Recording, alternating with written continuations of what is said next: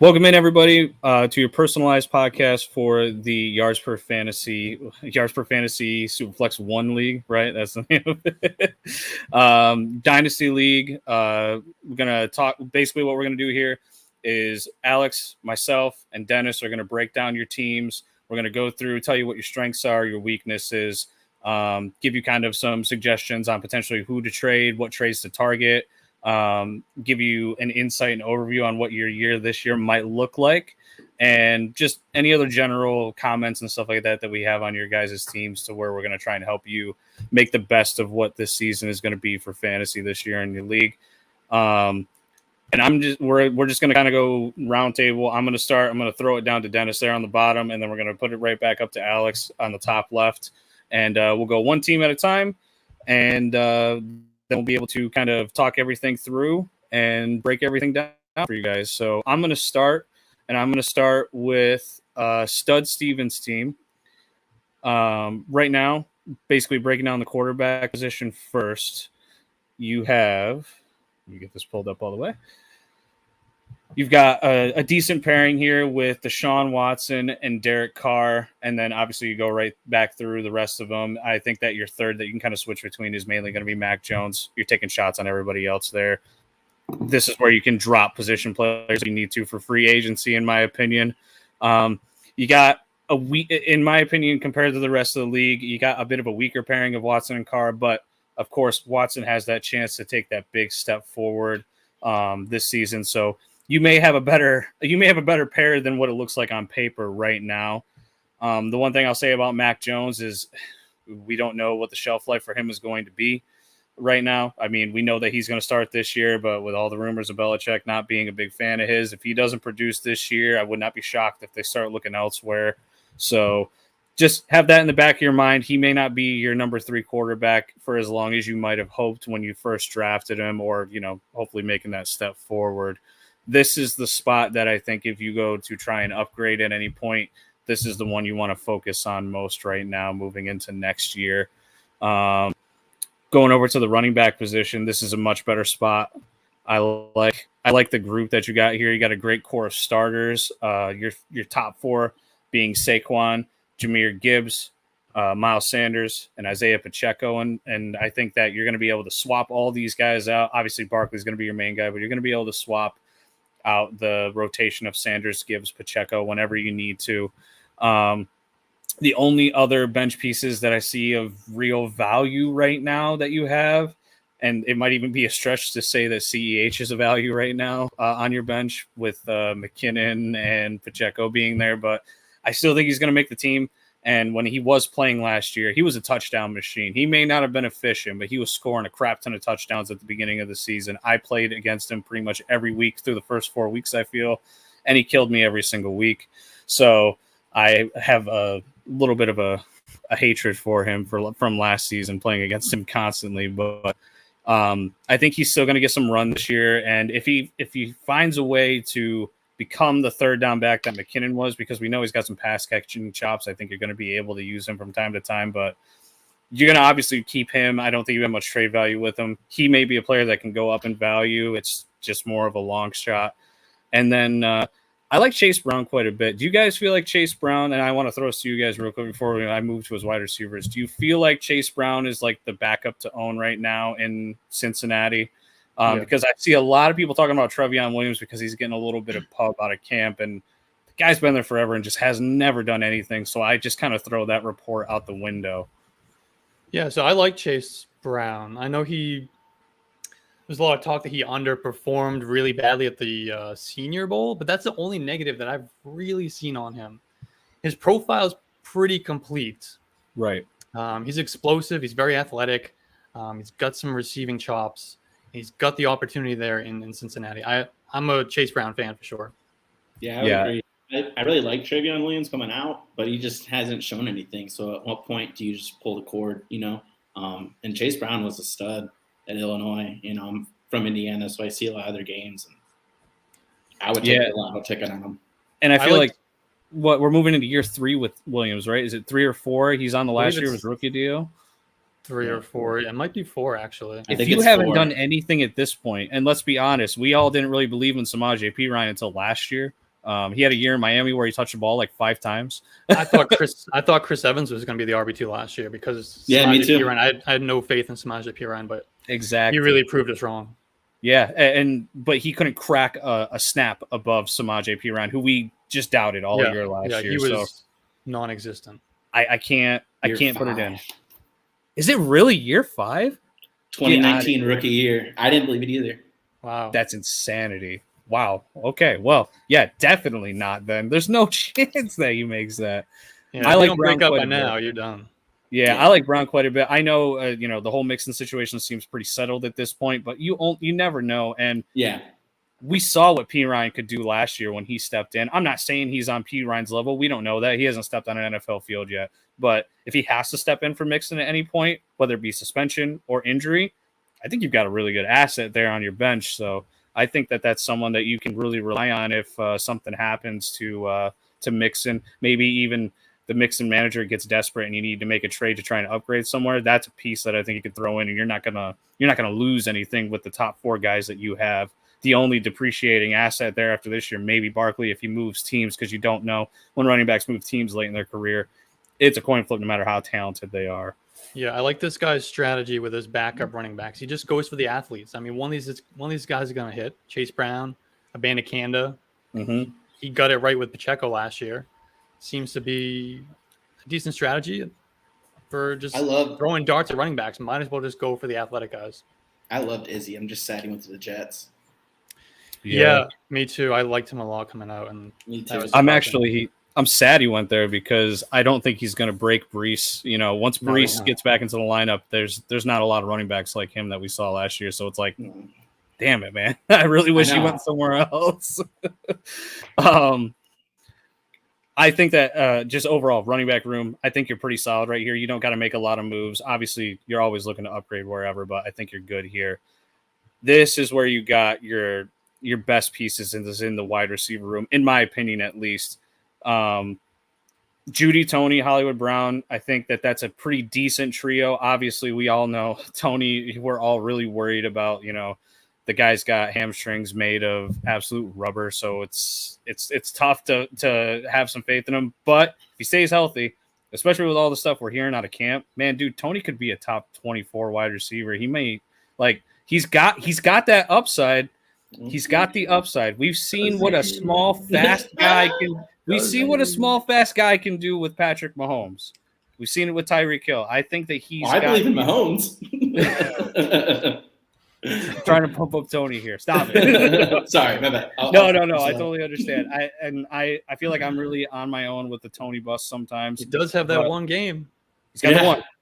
He impressed me in the playoffs, and I think that's where I'm kind of leaning on this. As an Eagles fan, listen, he broke my heart with the way that the Super Bowl went, but he really impressed me with the way that he played, and I think he's the perfect fit for the Chiefs offense. They play small wide receiver football. Yeah, the way they used McCole Hardman down the red zone early last year, and then he got hurt. Tony kind of took over that role. Mm-hmm. If he continues that, maybe we get some touchdowns, and maybe that's where he gets his value. Well, and I think people misplace where he's going to play because they feel like with Juju gone, Tony's going to slot right into that slot role. That's not what's going to happen. I don't think they drafted Rasheed.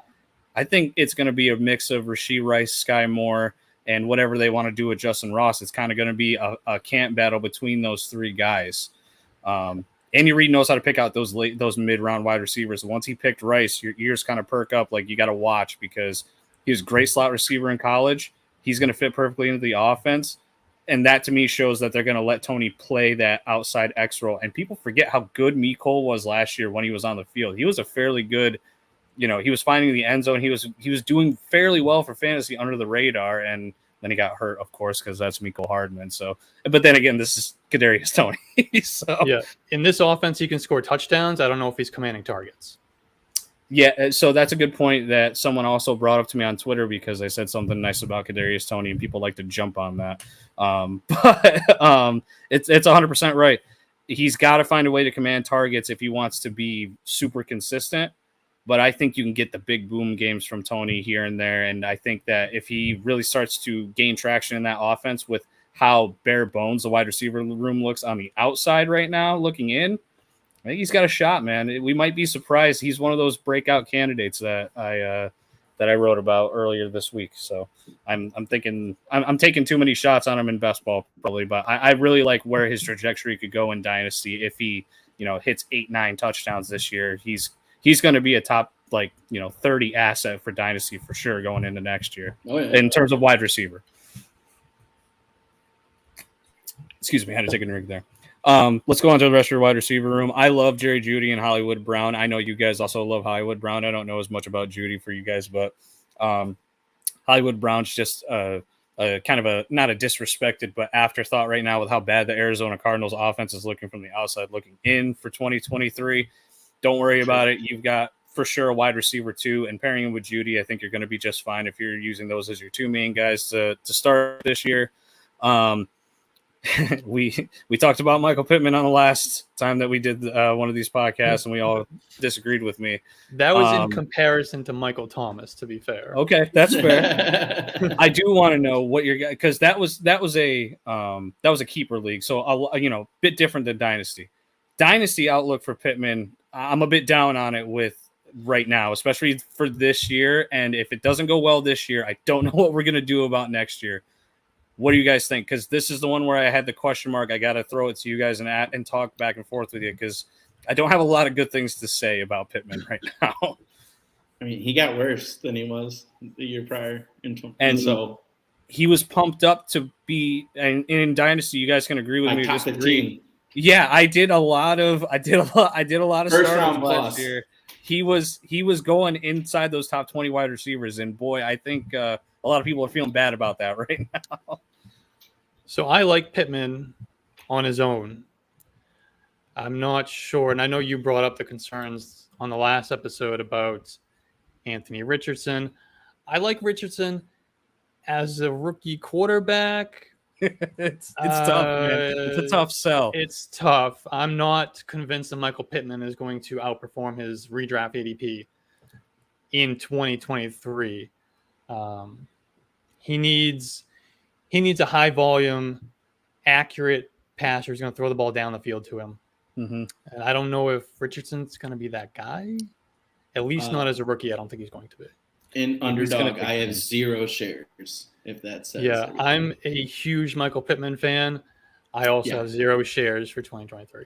And I should always preface, I like Michael Pittman, and it's weird to me that we thought he got the upgrade last year with Matt Ryan, but his best season within the next 4 years, or not 4 years, but within a 4-year time period, 2 years back, 2 years forward, probably was with Carson Wentz. I was all in crazy on him last year because I thought Matt Ryan was the perfect type of quarterback for Michael Pittman. Oh man, I wrote a piece on Rotoballer about how Alec Pierce would be good because Michael Pittman was there, and Matt Ryan targets the wide receiver 2 so heavily in the red zone. I thought it was going to be an Alec Pierce lots of touchdowns year. He fit the mold perfectly. It worked out for a little bit, and then they played quarterback carousel, and it just died by week 9-10. So it was a tough one. In terms of Dynasty, you keep Pittman because you can't trade him for anything right now that you're gonna get in terms of value. But man, dude, it's a mystery. You're gonna have a tough time with him. So just go into the year expecting to rotate him in and out depending on the week. Guys that I like that are on your bench that are stashed, I like Mooney quite a bit. I think as a wide receiver too, he can really thrive. I don't think the wide receiver 1 role favored him very well, but we saw how good he could be for fantasy as that flex type player when Allen Robinson was there and Allen Robinson was actually trying to play football. So I like Mooney being able to come back this year. Justin Fields in another year of developing as a passer, having DJ Moore there to take away that top tier coverage. I think that's going to work really well. I think you're going to be able to use Mooney more than maybe you thought after how bad last year was with the injury and how bad he looked when he started the season. I like Rashid Shaheed. Excuse me. I think that these guys aren't big Michael Thomas guys, as we established on the last episode. Shaheed, he has the chance to step in that number 2 role, especially if Thomas goes down. Now there's no Landry. He's pretty much the de facto number 2 wide receiver, and he's got big playability. He showed that last year. I think he's got a bit of a nose for the end zone. very good bench stash, very young receiver, someone that you can keep. And I guarantee he probably didn't cost you very much. So that's a good one there to have on your bench. Trent Sherfield's getting actually quite a bit of run in camp right now, and he's getting some publicity. He's probably going to rotate from what I've seen in Miami, where his role was where he was more the outside receiver. He's probably going to rotate in with Gabe Davis. So I don't think you're going to get any sort of consistency from him. But the reason that he's valuable is something happens to Gabe Davis. I think he's the guy that slots in over some of the other backup receivers that are there in Buffalo. And once you got the number 2 receiver in Buffalo, it doesn't really matter who it is. You take the shot on any given week, and he might give you 15 to 20 fantasy points just because they've got that big playability in Buffalo. So I like that. Looking into the future, I would look to maybe add to this position here through trades. I think you've got pieces that you would be, for example, if Tony or Pittman, who are a bit of like those fringe players, if they start to pop off this season throughout the first half of the year, maybe that's where you try and make a trade for one of those guys to maybe upgrade somewhere else if you want to, or even change your wide receiver room up if you want to. Because right now you're sitting with Judy as a clear cut. You're going to start him every week. You're sitting with Hollywood Brown. He's going to be starting every week. That third spot is kind of up for grabs. You're going to be rotating that and trying to figure it out. So either go get a guy that you want, or if Tony and those guys are guys that you believe in, they start to pop off, you can stand pat. But this is where I'd start throwing some depth, because you can't count on Sherfield to take over as the number 2, because I don't think his role is going to increase. He's more of just an insurance policy on Gabe Davis this year if something happens.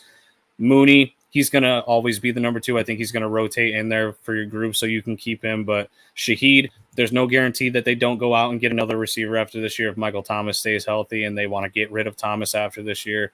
So you got some question marks sitting there that you're going to try and need to figure out. And when I'm looking at this team for future, staring into 2024, I know the 2 pieces that'll be there are Judy and Hollywood.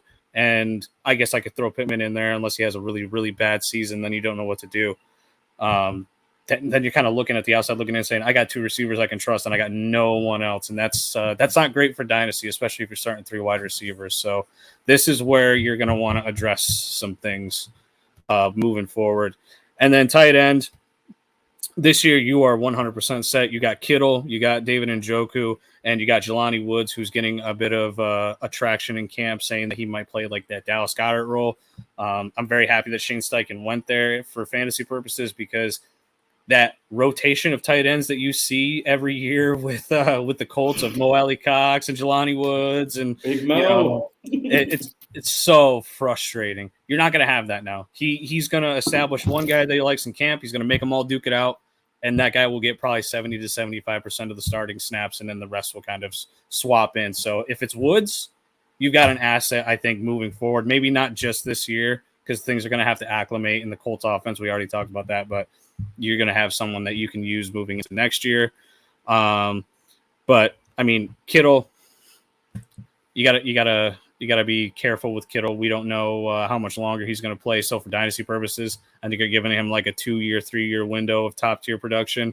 But Njoku's the perfect backup. I think he's got a longer shelf life. So not too worried about that there. I think you're good at tight end. And you can cut Cameron Brate. I put that as a note on here. I saw Cameron Brate there, and you can give him the boot. Overall, man, your team see a bit more middle of the pack compared to the rest that I've seen, to be honest with you. I think you got a shot at making a bit of a playoff run if some of your wide receivers can pop. Like if Tony pops and Darnell Mooney shows like that top 36 potential, maybe here and there you might make a run here, win a game or so in the playoffs.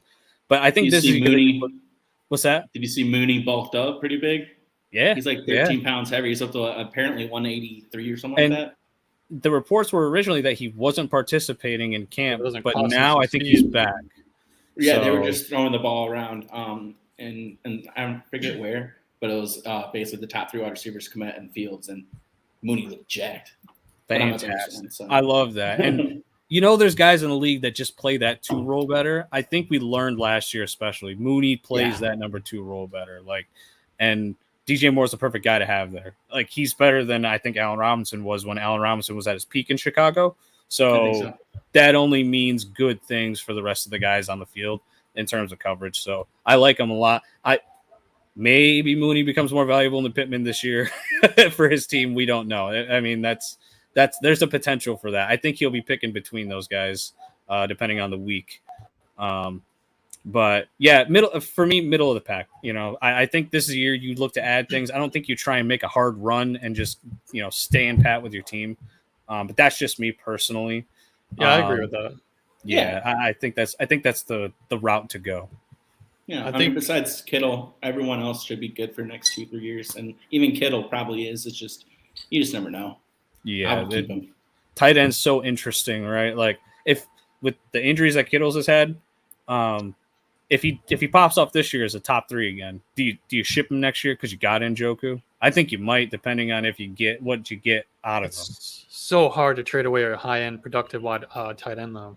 It is. Yeah. It really is. What are you replacing him with? I mean, yeah, I'm just riding these tight ends until they die at this point. I used to be the guy who would cash in on the breakout tight ends. At this point, if I find one, I'm just riding it. Because you never know when you're going to find another one. I think we all agree. Middle of the pack, make your moves if you need to. But, I think a playoff berth is definitely possible for this team, no doubt.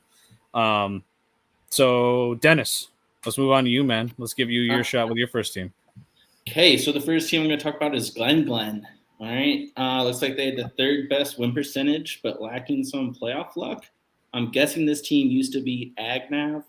They were in the playoff tree before and no longer in the league. And that kind of makes sense. This was an orphan. Right. So okay. I'm sure you're kind of up in the air about what you're going to do. And so I kind of agree. I think that this team is kind of at a fork in the road. And so I'll talk about what I'm thinking. So I kind of have a theme for each positional group, kind of like a GIF or a meme or something. So the QBs, so you're saying there's a chance. So he's got his 3 top guys are Geno, Stafford, and Sam Howell. These guys should all be starters, and they're legitimate pieces in Superflex, but they're not who you want as your QB1. Like probably not. I mean, I think Geno, he's QB7. No. He's QB8 on yards per. Howell's QB27 on yards per. And then Stafford is QB30. So, again, we're not even talking about QB2s. His other QBs are young, but they're lotto tickets. They're nothing to, maybe Davis Mills ends up on another team and eventually gets a role again. But I think he's backup guy now. Malik Cunningham, future starter for the Patriots, man. He's coming in. Maybe. I mean, apparently Mac Jones did call him Bellatits. So I can't. Oh, you didn't see that rumor? That's a rumor, but I don't. That's great. He deserves a starting job just for that. I think that's why he got benched. But I mean, I do think Geno will have a good year this year. A dynasty asset, not so great, but as far as like this specific year, I think Geno's okay. I think he could push for top 12 area. Yeah. And then Stafford, who knows? If he comes back and is ready to go and his elbow isn't fucked, then yeah, he's going to be decent, and you can see how it goes. Going on to the RBs, this is the fun part, right? So we have JT, he's incredible, young asset. ETN, up-and-coming asset, love that. And then you got Dalvin Cook, who's aging, but, I mean, he has 4 consecutive 1,100-yard rushing seasons. It's almost. Yeah, so the first 2 guys are foundational guys. You're going to have value for them for a while. They're in good up-and-coming offenses. I can't quite call the Colts good, but I do think they're going to score some. Usually you do with a good elite running quarterback. Cook is a little mysterious because he's living his best life, retweeting and liking every tweet and video that mentions him, or sports, video on NFL Live or whatever that says his name. And I can't blame him. He's just taking all the limelight and he's enjoying the beach. But I do think Miami makes by far the most sense. Oh, yeah. And I hope he ends up there just for the simplicity of it all. The other guys that have some value: Jamal Williams, Kenny McIntosh, Leonard Fournette, Evan Hull, Danier Prince, Singletary. I mean, these guys need things to fall into their laps, with injuries to get a true opportunity. I think Jamal Williams can do something this year. I think you've got something this year for sure with even if he pairs with Kamara, like I think they go back to more of that Mark Ingram Kamara 1-2 punch style, and Jamal Williams fits that great. And he could kind of play, like he could be the receiving back if Kamara ends up being suspended for a period of time. He's filled that role with Green Bay before. Yeah, underrated receiver. Yeah, so that was what I was going to say. Jamal Williams, Fournette, depending on where he goes. And then I think Singletary, I think if you pick your spots and time it well, you could get up with a nice return on a declining asset, assuming you are kind of tearing it down a little bit. Moving on to wide receivers, Terry McLaurin, he's the fresh Prince gift that's looking around the empty room at everything being gone. I'm sorry, man. I just had to be honest. This is the biggest reason why I tear it down. Wide receiver depth is big for me, and you just don't have it. Terry is your number one, and then you got Sutton, who's kind of like in a tier of his own as far as your team, as your wide receiver 2. He's a high variance player, and maybe he finds the magic again. I mean, you're really counting on a lot there. The others, you got Juju, Thielen, Marvin Jones. These are veterans that just haven't done it consistently for the last couple of years. You got Paris Campbell, Trey Palmer, Tim Patrick. It feels kind of like Lucy with the football, like, oh, I'm going to believe in Paris Campbell again. And trust me, as someone that took him over Debo and AJB in a league, it still haunts me to this day. It was one of my first drafts, but no excuse. And then Justin Shorter, I would hold and hope, kind of like you were saying, with Trent Sheffield, like just hope, maybe he ends up with a role. It's a good offense, and you want players in those top 5 offenses. This wide receiver room, what do you got? I mean, like, am I being too harsh? Like, no, I agree. Like, this is why I would tear it down. You have great running backs, but they can't carry it by yourself. And so you got to – and their window was shorter compared to wide receivers. And that's kind of where I'm leading. And I'll get to tight ends real quick. Tight ends is kind of like the old reliable golf club. You still keep in your bag. It performs better than it looks. The combo of Dawson Knox, Foster Moreau, and Hayden Hurst, they're all guys with multiple years left on their contracts. Tight end's hard, and these guys have shown enough to at least be earning multi-year contracts, which is a significant thing. But it's not ideal, none of these guys. I mean, maybe if you pick your spots right and get lucky with matchups, you get a top 12 tight end most weeks, but you're going to be guessing and hoping most weeks. Maybe they fall into the end zone. Upside guys and Kuntz and Higgins. However, young tight ends rarely contribute year one. So this is kind of like, especially being tight end premium, this kind of hurts you, especially that you're weak at tight end. But the good thing is, if you're willing to trust a rebuild, you have your first and second, which is clutch. If you are active on NFL news and updates and you time it right, you could end up with a boatload of players with unrealized potential and early draft picks. That would be my move. I know it's hard and it's easy for me when I'm not paying the buy-in to tell you to rebuild, but I had a lot of fun with my rebuilds if you take the right perspective about it, and you'd rather tear it down a year early than a year late. Oh, yeah. I think it might be a year too late already. It's possible. I will say, because, if he shotguns trying to trade some of the veteran receivers maybe for some picks and stuff, because I see that he's got no futures in the next 2 years by the looks of it. That's where you're aiming. You think maybe like a Thielen or a Marvin Jones can get you a late future pick, and you try and get something for them, especially Thielen. Thielen might pop off in the first 6 weeks as the number 1 in Carolina. There's your time right there. Someone, especially a contender, if they're having struggles with their wide receiver position in terms of injuries or something, that's where you bang that hammer. Out of all those guys, though, I would at least try to keep Tim Patrick. I'm hearing a lot of good things about Tim Patrick right now in Denver. Like last year, before all the craziness happened and he got hurt, he was the guy that everybody was saying was like the wide receiver that Russell Wilson was connecting with. And then that's all that you hear right now. Peyton likes him. Maybe he even starts to outproduce Sutton somehow, and maybe it lets them trade one of those two of Sutton and Judy like they were trying to do last season. There was tons of rumors that one of them was going to get the axe and get shipped out. So just pay attention to him. I would definitely keep him because I don't think you're going to get anything for him anyways. That might be your one veteran that pops off, but the rest, shoot, man, you gotta you got to do something to get some future picks, I think, even if they're just 3rd round, 4th round picks, because you will hit in those rounds. It's just a lot harder, but you got to take the swings when you've got the ammo, because getting picks is not easy either. I've got tons of bench fodder that I've tried to trade for 5th round dynasty picks, and that people don't bite. And like, there's good teams this league, but there's not like a god tier teams that no one could touch. So like, I think people will be willing. People will be buying like these star players, and you can be someone that makes, it stings at the beginning, but it's ripping off the Band-Aid, right? Yeah. 100%. 100%. Good running backs, though. Good running backs. Oh my God. Yeah, that's going to give you your ammunition to fuel that rebuild if you go for it now. All right, Alex, you're up. All right. So my first team is going to be the boy. Said that perfectly. So this is a decent team with some decent pieces, but they got a lot of work to do. Like some of the other teams we've talked about already. He has finished runner-up in back-to-back seasons. Ooh. So we'll start with his quarterbacks. He's got Joe Burrow. Burrow, he's well-established as one of the top few quarterbacks in real life and in fantasy. Last year, he was top 5 in pass attempts, pass yards. He was 2nd in completion percentage and touchdowns. We already know he was a great passer. We know that.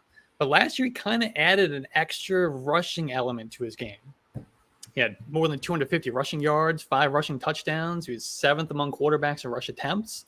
And then they go out and they add Orlando Brown at tackle, which is only going to help the offense and Burrow be even better. So he's my QB4 in Dynasty. I'm loving having Joe Burrow in a Superflex league. You just build around this guy.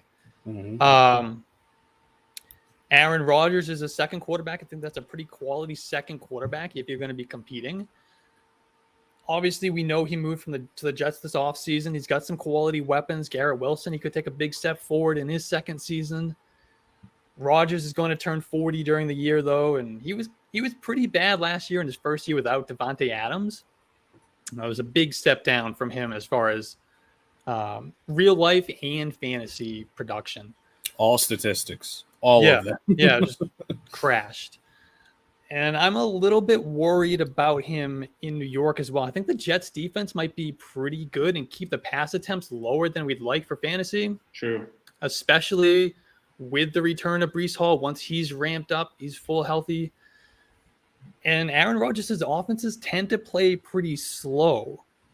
Over the last few years, the Packers, they were 31st, 32nd, 30th, and 26th in pace of play. So that's certainly not going to help him maximize his fantasy potential.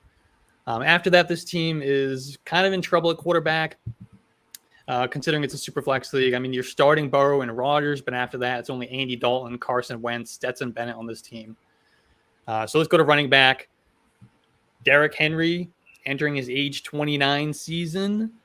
He averaged 18.9 fantasy points per game in 2022, which was his lowest since 2018, but I mean, he was still the RB4 in fantasy points per game. He carried the ball more than 300 times in 3 of the last 4 seasons. But last year was the first year that he caught more than 20 passes. He had 33 receptions, almost 400 receiving yards, really added a new element to his game, which I think helped boost that RB4 in points per game production. And he actually led all running backs in yards per reception and yards per route, which when I was doing some research on him kind of blew my mind. You don't think of Derrick Henry as leading running backs in yards per reception and yards per route, but he's so tough to bring down after the catch.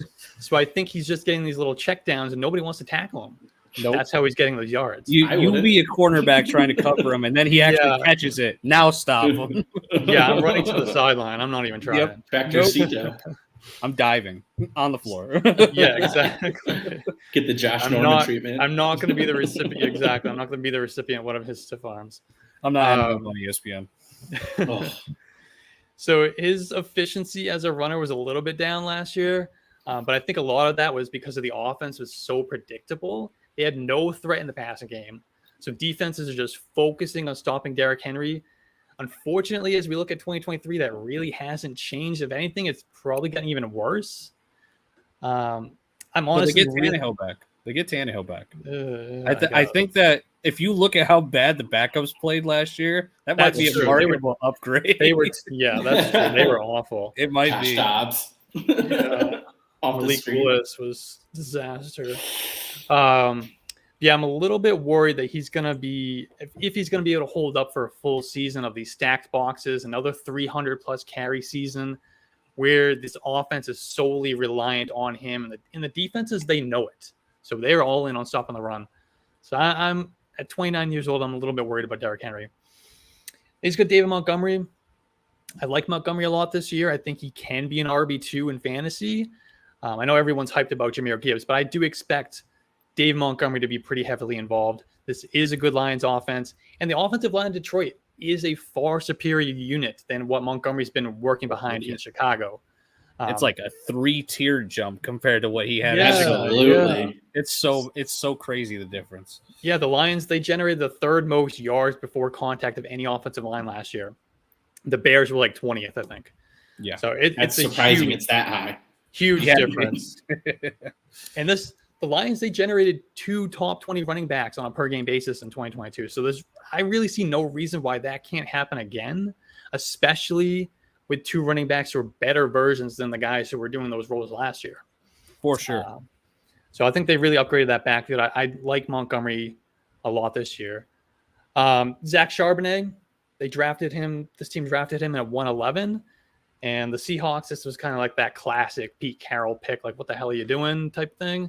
But they're going to take so frustrating to see both Kenneth Walker and Zach Charbonnet's dynasty value take a hit with one swing. I couldn't believe it. But I do still think this is Kenneth Walker's backfield.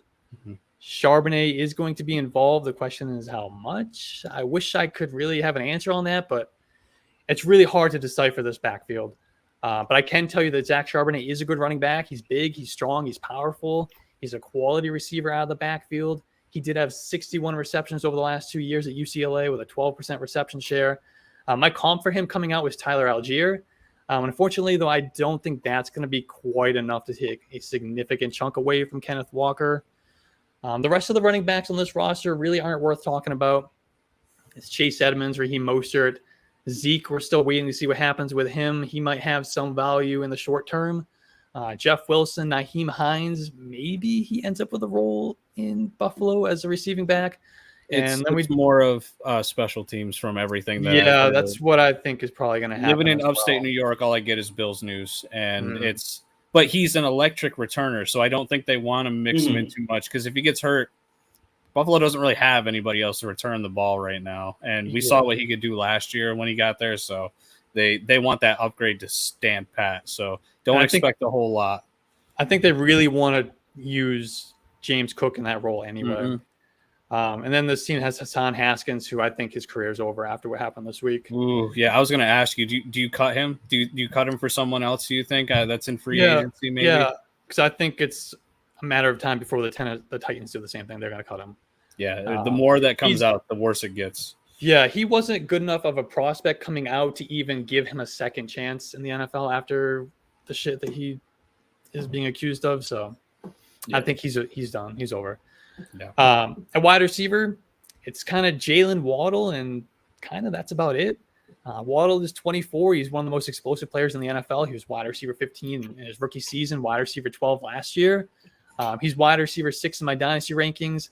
After that, it's Robert Woods, Donovan Peoples-Jones, Curtis Samuel, Chark, Jamal Agnew, Isaiah McKenzie, Ben Skoranek. I'm not a big Alec Pierce guy. Demarcus Robinson, Richie James. Maybe he ends up with a role in Kansas City. He had a breakout year in New York last year. He did. He had more targets last year than he had in his entire career combined. He was good for DFS, that's for sure. Yeah, and if he's starting for the Chiefs, I guess. I mean, he's got some value there. He upgraded in quarterback for sure. That's for sure. A wee bit. Just a wee bit. And I don't know if you guys are fans of Cedric Tillman at all. I think he's got a chance. It's really, can he beat out Peoples-Jones? Because he's got to fight for the outside role. He's not an inside slot receiver. Right. He's best on the outside. Do you think he can beat out Peoples-Jones? I think Peoples-Jones did okay, but last year, I think it was more of a war of attrition than it was he was impressive as a receiver. He just got targeted a ton. Yeah, he did. They're kind of like the Spider-Man meme, like him and Peoples-Jones, where they both kind of underperformed in college after a huge hype. They're big dudes. Yeah, I think I would probably bet on Tillman in Dynasty more than I would DPJ, but he's got both. Yeah, I would too. So Me too. He's got the luxury of waiting it out, and by next year he'll know which one he can ship or drop or whatever he wants to do. Yeah, so this team is kind of just Jalen Waddle and a bunch of backups that are going to be forced into your starting lineup, and you're never going to know who to start. Yeah.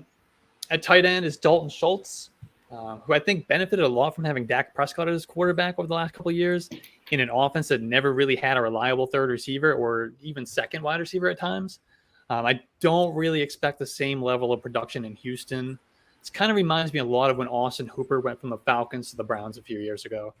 That's what I've heard a lot of comps about, and that's not promising. No, I'm staying away. Yeah, I am too. I got yelled at a lot that I said I'd take Chig over Schultz in a redraft league, and they're like, "Oh, you're crazy." Easily. I'm not even the huge Chig guy. It's just it's upside, man. Yeah. Come on. I'm fighting over he can get over 100 targets. Yeah, but he gets a massive downgrade quarterback and touchdown percentage potentially goes out the window. It's like, no thanks. Yeah. And it's Zach Ertz. He was 32 years old coming off an ACL. I'm not that excited about that. I don't even know if he makes the team, to be honest. The team is clearly rebuilding. Are they going to cut Zach Ertz like they did with Hopkins? They're just going to do a solid. He's pretty much going to probably hit the PUP list for sure. I'd be shocked if he started the season with the timeline that he was given. Yeah. If he plays at all this year, it's not going to be much. Plus, I got Trey McBride. Why play him? Right. I think it's his time. Trey McBride's time. For some reason, this team also has Eric Ebron. I think you can safely cut him. He's a mascot. How you were going to address that one. Dude wasn't even in the league last year. What are you doing, man? Cut this guy. Mascot. It's got to be the mascot. There's a league that I have in Dynasty where someone really believed in N'Keal Harry. He's still sitting there on that roster right now. I like just out of your guys. Just move on and just get somebody else. Somebody's gonna have more value than this. So yeah, this team I think is kind of begging for a rebuild.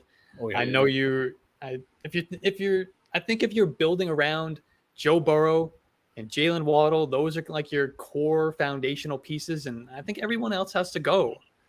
You should be able to get a decent return back for like a Derrick Henry and Aaron Rodgers if you send them to a contender. Even David Montgomery, you might have to wait till a couple weeks into the season, but I think you can definitely get some decent value for David Montgomery. I'd be targeting draft picks and young wide receivers in a trade. So yeah, I know you've been to back-to-back championships, but I would say you haven't really done that great of a job of replenishing the youth on this roster. Yeah. It's gotten old, and you're really running out of time to get a lot back for these good pieces like a Henry, like a Rodgers. So this one, if you don't act fast, it might take a few years. Do you guys agree with that? Am I being too hard on this guy? Oh, no, I agree. I think this is definitely the year to tear it down. I feel like this team, because they made it 2 years ago and they were the runner-up, they're like, okay, last year, this is the time for me to make the run. Runner-up again. It's time to quit. You gotta go and rebuild this team because, like Alex said, if you wait another year, what if Rodgers flames out completely in New York? Assets gone. Henry gets hurt. And Henry tears an ACL. Gone. These guys, they were your staples for your team for probably a while.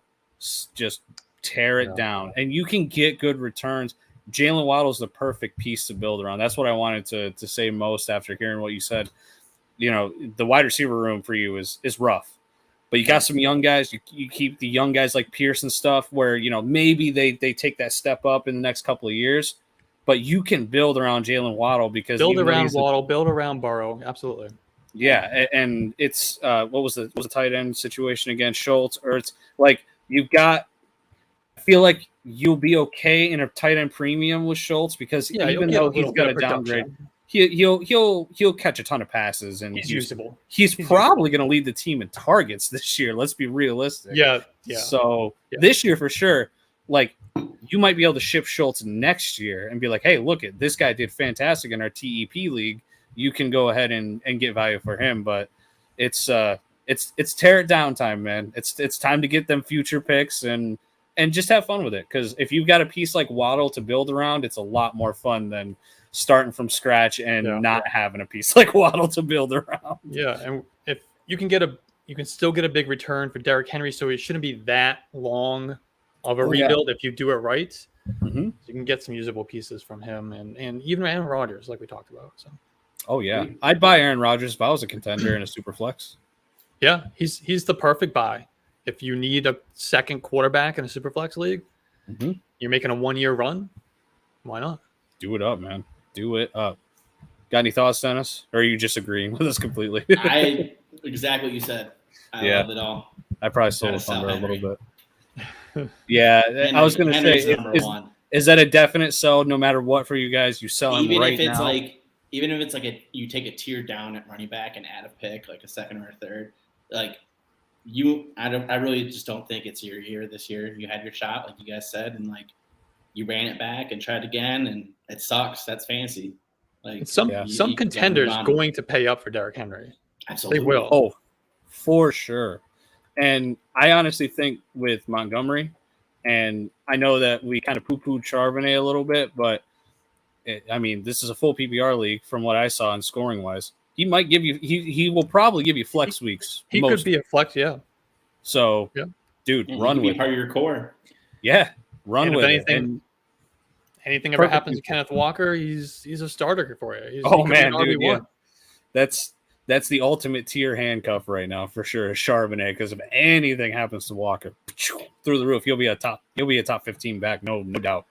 Well, at that point, if that happens with this team, are you putting Charbonnet on the block?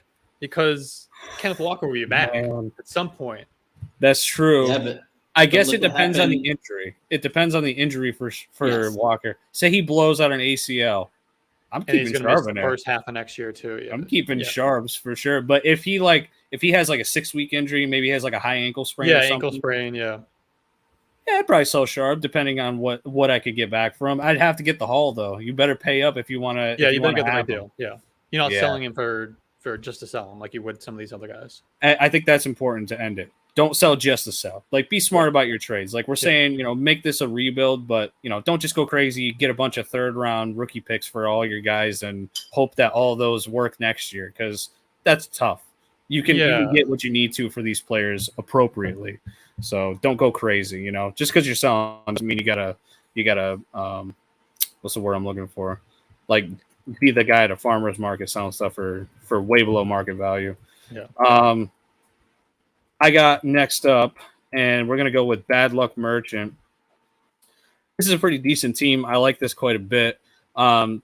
Starting at quarterback this year, for sure, you're set up for success. You've got Lamar Jackson as your QB1, and then you've got the luxury of picking your weeks with your super flex spot of Cousins and Prescott, which is just an amazing duo for that number 2 spot. I've seen tons of teams run with Cousins or Prescott as their 1 in a super flex, and you're trying to figure out who to get as your 2. So you've done a great job building that up. The only thing I will say for moving into the future, and I'm not saying like next year, but you're looking 2-3 years ahead in a dynasty league, these QBs are getting up there a bit. Cousins' future is a little murky depending on where he gets traded. His value might fluctuate quite a bit within the next couple of years. Prescott, he had his worst season. I'm not saying he's going to lose his job or anything, but you pay attention to those things for dynasty just to know, maybe he gets moved, maybe he's switching teams within the next 3 years. I'm not saying, like I said, not saying next year, but just keep it in the back of your mind because the guys that you got behind him and Colt McCoy and Kyle Trask about worthless when you're looking at these 3 top guys in a vacuum. So just keep an eye on it, but you're 100% set at quarterback. Running back is a different story. This is, in my opinion, the weakest part of your team. You've got Swift and Khalil Herbert as your 1 and 2s, in my opinion, from what you've got here. And that's pretty damn risky in a dynasty league, in my opinion.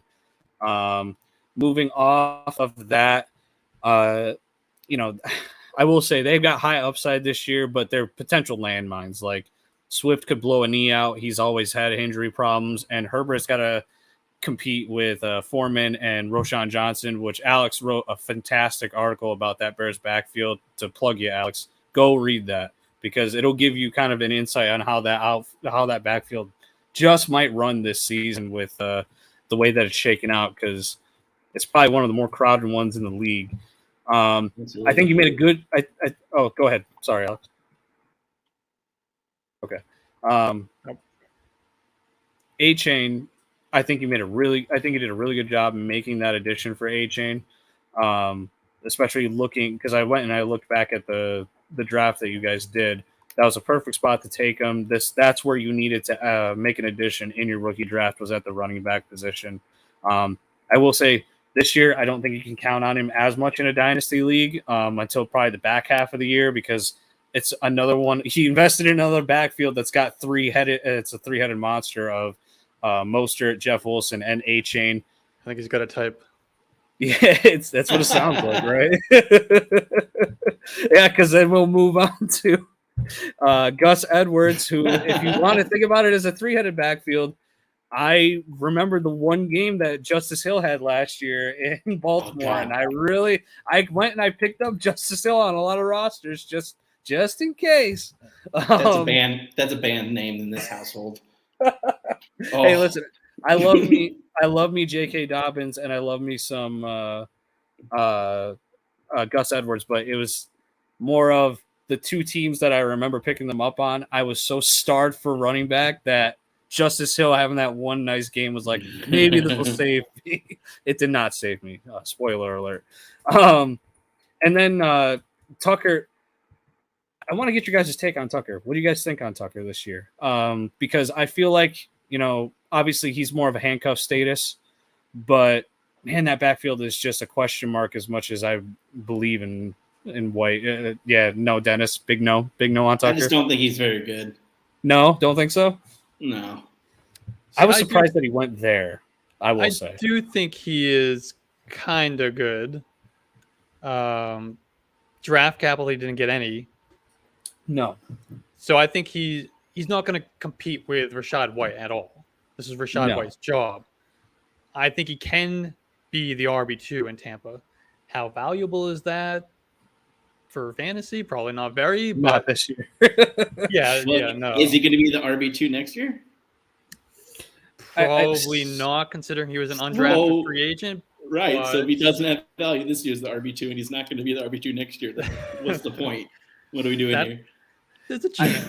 There's a chance. I think where the value lies is, say something happens to White. You think he's getting the most run as the backup? Because I feel like looking at that room, especially after I believed so hard in Chase Edmonds last year, and he made it on 3 teams somehow. All right. I think that he's got the chance. I don't know. I think Edmonds is dead. So I do think that Sean Tucker would have a really good chance of being at least maybe like a 50 to 60% opportunity share if something would happen to Rachaad White. I think he's got that shot. Pretty good. It's pretty good. There's still a lot of time for Tampa to add a running back. There is. They could be in that veteran market that they want for third down opportunities. I know Rachaad White is a great receiver, but a lot of teams like having that running back that's like a 6'0" lineman. Fournette might be crawling up to the door and begging for his job back right now. Really? For Fournette, you think so? He could be. I mean, I haven't heard anybody trying to sign him. The biggest rebuild in the NFL to me is Tampa. Like, I wouldn't be signing any veterans. Just let it play out. I don't think they should. But maybe make it seem like they're not tanking. Like, I don't know, man. Like, I don't think Fournette changes my mind in that opinion. No, it doesn't. No, I agree with that. But it's tough. No, I only wanted to bring him up because he was fairly divisive, but I think that he made the right move in his draft because he's trying to address this running back position. He sees his holes here of, I've got Swift and Herbert, and obviously you invested a good amount into Swift. He costed you a lot in his rookie year. So, and even if this was started after his rookie year, he was never cheap. Not even this past year in a dynasty startup, he was not cheap. So having him as your one, where you don't know if he's going to lead the Eagles backfield this year, plus he's injury riddled, and then you got Herbert, who's got the crazy backfield. You pick A-Chain, which I think is still a very good pick where you were. Another three-headed monster. Like, you're looking and searching for value somewhere on this depth chart, and I feel like Tucker was the one spot that he had there that might just somehow find a way to turn into something other than Gus Edwards. I honestly, I don't know what to do with Ingram or Kyron Williams. Most likely they would be two of your first drops with what I've seen on your roster here, other than your massive tight end back pool of players. Those will probably be your drops if you need to. And we've talked about a bunch of teams that need to maybe kind of tear it down or reload. Like, this seems like a team that's kind of like a buy now. I'm sure you'll get to, but oh yeah, I mean, you've already gotten way ahead of me, Dennis. A running back, running back's a good spot to buy. You know, short-term assets and stuff like that. Like, you don't need a whole lot with the rest of this roster.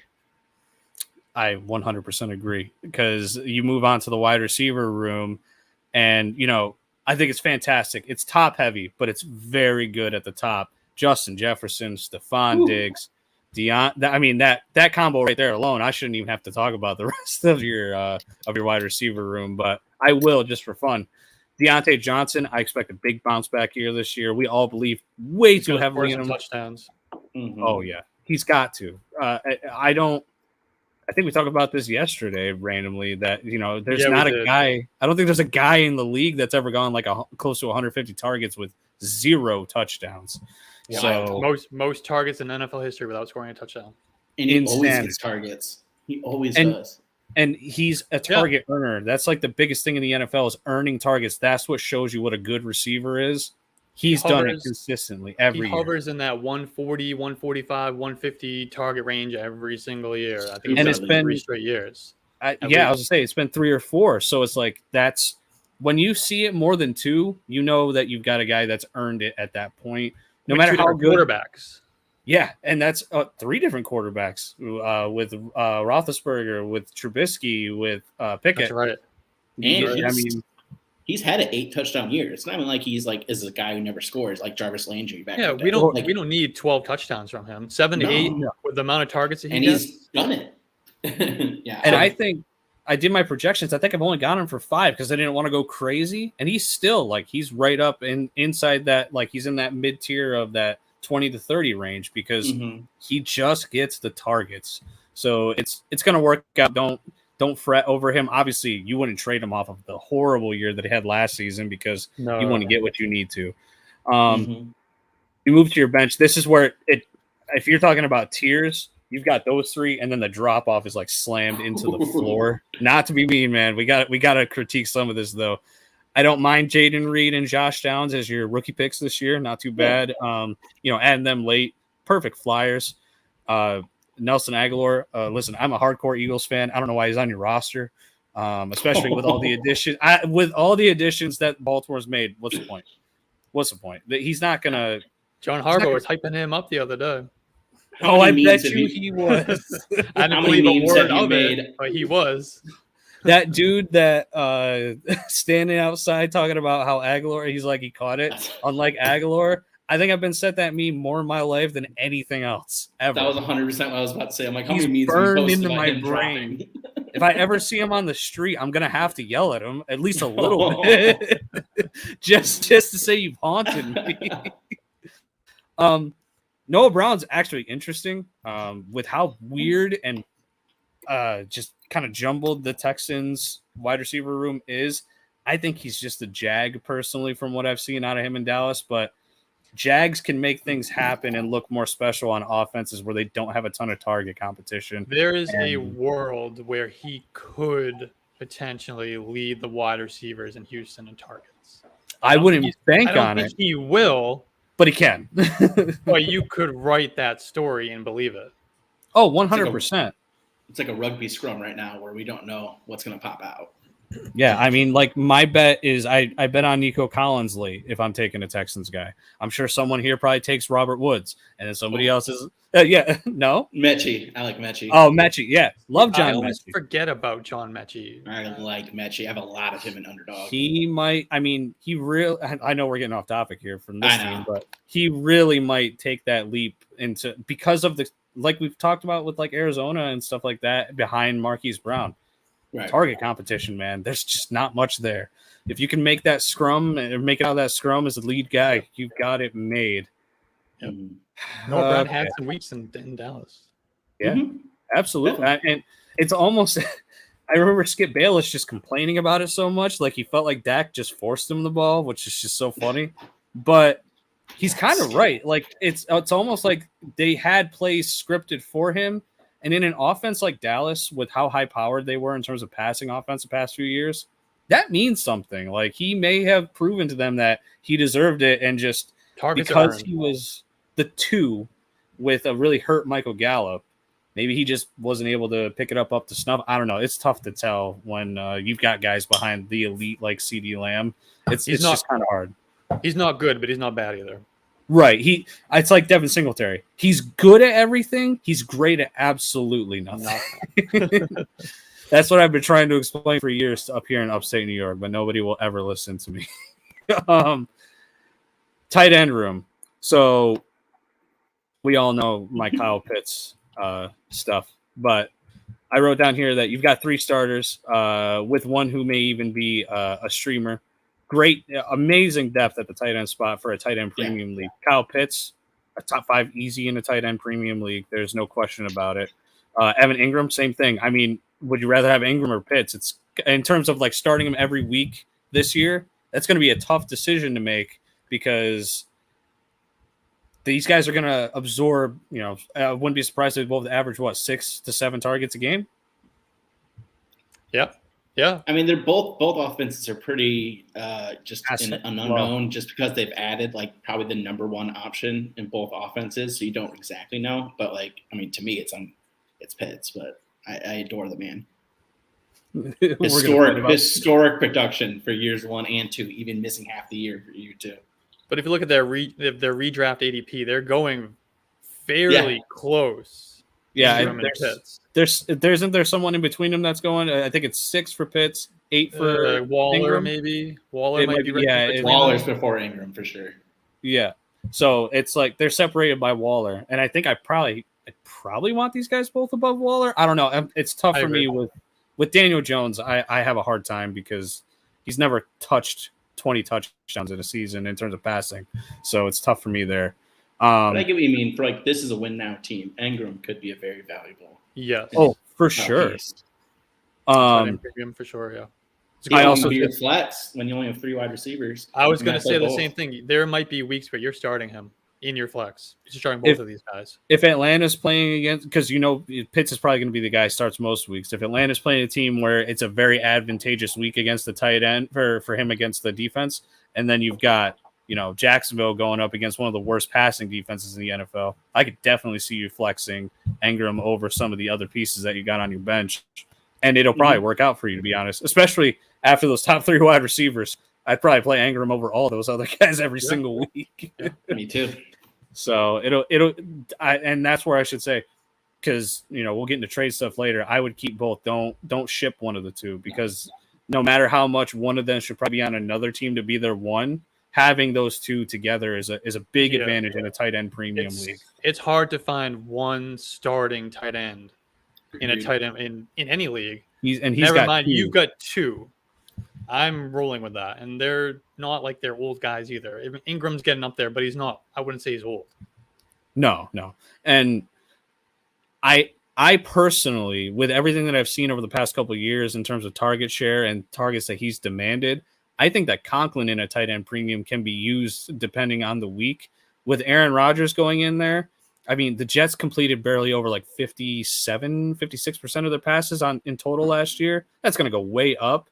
So if you give that to Conklin, where even if he's the 3 in the offense in terms of target share, That's pretty darn good for an Aaron Rodgers-led offense. I'll take that every day over, some of the guys that are sitting around him. I think he can be streamed and started if you have to, if something, God forbid, happens to the injury-prone Ingram and, Pitt's coming off the injury last year. We don't 100% know. So, if anything happens to those two, I think you can use them. And then Gesicki is interesting. I think we talked about Gesicki in the past on here, a little bit at least. I think that was off of the air, yeah. Yeah, I think that was last night we were talking about him. It probably was. I've talked about him to way too many people at this point because he doesn't matter this year, I don't think, but he could find a way into mattering just because of how good of a receiver he truly is. And he's not going to block a ton probably in New England. That's kind of Hunter Henry's role. He's a much better blocker than Gesicki is.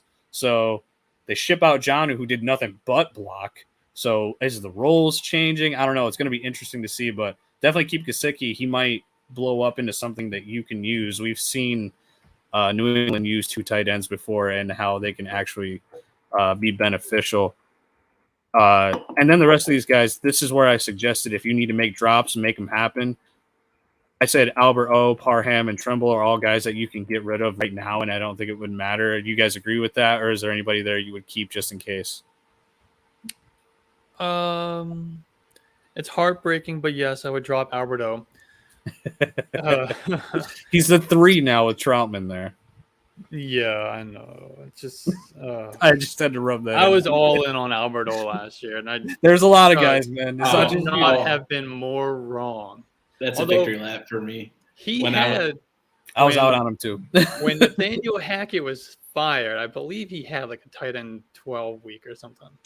Yeah. But anyway, when they traded Fant, I tweeted it was like, man, I wish I had an Albert O share to trade away. I was the one buying. Could you imagine what you got? Oh man, dude, I saw some crazy Albert O trades last year. Yes, I did. And high second rounders and rookie drafts were going for Albert O. Could you imagine? I was so jealous. Man. Me too. Sorry, Alex. It's all right. I traded a late second, so I'm not as bad, but so pretty bad. But I might hang on to Parham if you can have the roster spot. I mean, he had a couple good weeks early last year before he had his concussion issues. Mm-hmm. If I remember correctly, I could be totally misremembering that. That's where he's tough because he's had, I think in the past 2 years, it's been 3 concussions. That's where it gets risky for a tight end that likes to fly over the middle. But I agree. And I'm an Everett guy. Like, if you look at any of my content from last year, holy crap, dude. I think I wrote about Evan Ingram more than any player in the league last year. And he kind of proved me right a little bit because he did really well for a good portion of the year. But once you look at the overall, it's kind of tough, especially this year with Quentin Johnston. So, Parham.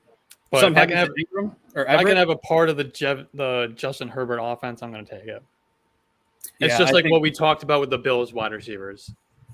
It's kind of the same theory for me. I like that. Yeah. And, when you compare him to Albert O and Tremble, you can drop those guys pretty damn easily. So I agree there. Overall, I think you have a roster that can kind of overcome your RB issues and make a playoff run. I do think that's where you definitely need to address some issues because there's too many players that, Herbert could lose all of his value within 6 weeks of this year, or he could gain a ton. So it's really a high variance of differences that could potentially happen this year. If you're looking to not make a playoff run because you think you're close, but you're just not there, and you want to take another year to really try to improve some stuff, you've got guys that you might be able to trade for some futures. We said don't trade Ingram or Pitts. If you feel the need to have to address something, I think you can trade someone like Ingram to try and address that. But I think we are all pretty staunch against that. I think this is a team that should go for it. I think they should go for it. I agree. I wanted to present it as, if you feel like you're going into week 6 and you just don't think you got a shot with the way that it's gone, you can tear down if you have to a little bit. Don't tear down the whole team. Oh, really? I was going to say the same thing. I think you can go into the season with this team and be competitive, and then kind of 6 weeks or so in, you can decide, it. okay, I'm a contender or I'm not, and then make your move from there. Yeah, because like I think if this team is good enough to compete and win some games early enough in the year to kind of figure out what you have. Say you get the short end of the stick, you go 1-5 through week 6. You can sell Diggs and get a haul and make your future bright. You know what I mean? Because you've got 2 other good assets there. Trade Diggs to make that wide receiver room a bit more deep. You know? Yeah, and you wouldn't be going into rebuild mode. You're just kind of retooling. Reloading. That's the word I was looking for. Thank you. Yeah, I like that term. Yeah, I agree.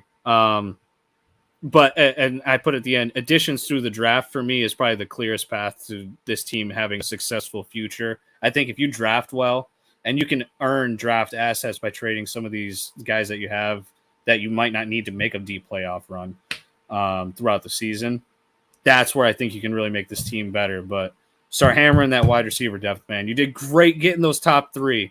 Good Lord, are those bottom 4 just a bit scary if I had to start any of them in one of the top 3's absence of injury of some sort. So you guys agree with that? Too harsh? Not harsh enough? No, I agree. He seems to have a lot fewer wide receivers than some of the other teams in the league too. Yeah, it looks like he's kind of stacked the tight end spot, which I don't understand because I think he's got some really, really good ones at the top. Drop some of those tight ends, get some free agent wide receivers, go into the season with some, shots in the dark and see if you hit. Deontay Hardy is a guy that I would go after. He's getting some press out of Buffalo. They don't have a glorified slot receiver yet. It's probably going to be Shakir. If it's Hardy, because he's going to play the same position, man, dude, you just lucked the hell out, man. Taking a shot with these good offenses, yeah. 100%. Get a depth piece on one of these top 10 offenses to see how it goes. All right, Dennis, I'm done rambling. You can go ahead, man. All right, my next team is Pepper Jack 21. Of the teams I went through, this is hands down the one that I would want. The second worst win percentage so far. But looking at the team, seems like you're a man with a plan about it. He's got 4 firsts and 3 seconds in 2023 that he just did the draft, and then he's got 3 more 24 firsts for next year. Holy crap, dude! So you did it, man. Like you made it through the tough times. Now you got your fun guys, and you got a future. Quarterbacks, the theme was I like it. I'm a big Step Brothers. I know that's a deep pull from that one, but I love it. Kyler, QB 11 on yards per. Danny Dimes, QB 15. Kenny Pickett, QB 22. So again, you're missing like that top end, like win you a week quarterback until potentially Kyler. But it's good depth overall. Yeah. Nice trio, and they're going to be starters. Maybe not Kenny Pickett if like everything blows up. But for the next 2-3 years, you got starters. Kyler has shown he's a mid-pack QB1 when he's healthy, and luckily your team is still you're not going to win anything this year. You got too much youth. But that's good for you because you're developing, right? Danny Dimes, probably the best weaponry he's ever had in his career. He really, I think him and Daboll, I think he owes Daboll big Christmas presents and stuff like that and everything like that. So, he's a solid QB2. And I love Waller this year. I know you guys, I guess, are a little bit lower than me. I think Waller could absolutely eat this year. I shouldn't have said it like that because I don't think I'm super low on Waller. I think I'm just maybe a little bit higher on Ingram than I am on Waller. That's fair. Kenny Pickett, year 2, first-round quarterbacks, typically that's when they have their breakout is year 2. So I like I said, your QB room is solid, and compared to some of the other ones in the league, you're in good shape, right? It's not going to hurt you. Running backs, this is like when Goku arrives to save the day on Namek, where it's all the guys getting their butts whooped, and then they get Goku, and your Goku is Bijan Robinson. You tank for Bijan. You probably couldn't be any happier with it. Enjoy all the camp news. Watch all the tape you can. Make this losing worth it. Because once he arrives, and if he is the bill of goods that everyone seems to think he is, then the rest of his backfield kind of shapes into form. You got A.J. Dillon, Dameon Pierce, Brian Robinson. They're all solid contributors, and they at least have a pathway to become a lot more than just a solid guy. What do you guys think about this backfield? I mean, the other guys are Deion Jackson, Jordan Mason, Trey Sermon, Kevin Harris, Zach Evans. I mean, he has a little bit of hype. I love taking the shot on Zach Evans when you've got guys that you're rotating at your 2 with like Pierce, Dillon, and Robinson. If Evans finds a way, like, I mean, we all love Cam Akers this year. I feel like we've talked about him a few times, but say something happens to him. He's had that happen where he's been injured. I mean, we've known that. Evans has got to be the number 2 in that offense in terms of like potential talent, like exploding. And that's what I want. I want a guy that can jump into an offense if a guy in front of him gets hurt and take over as the lead guy. And he's got bub kiss for competition. So I love that.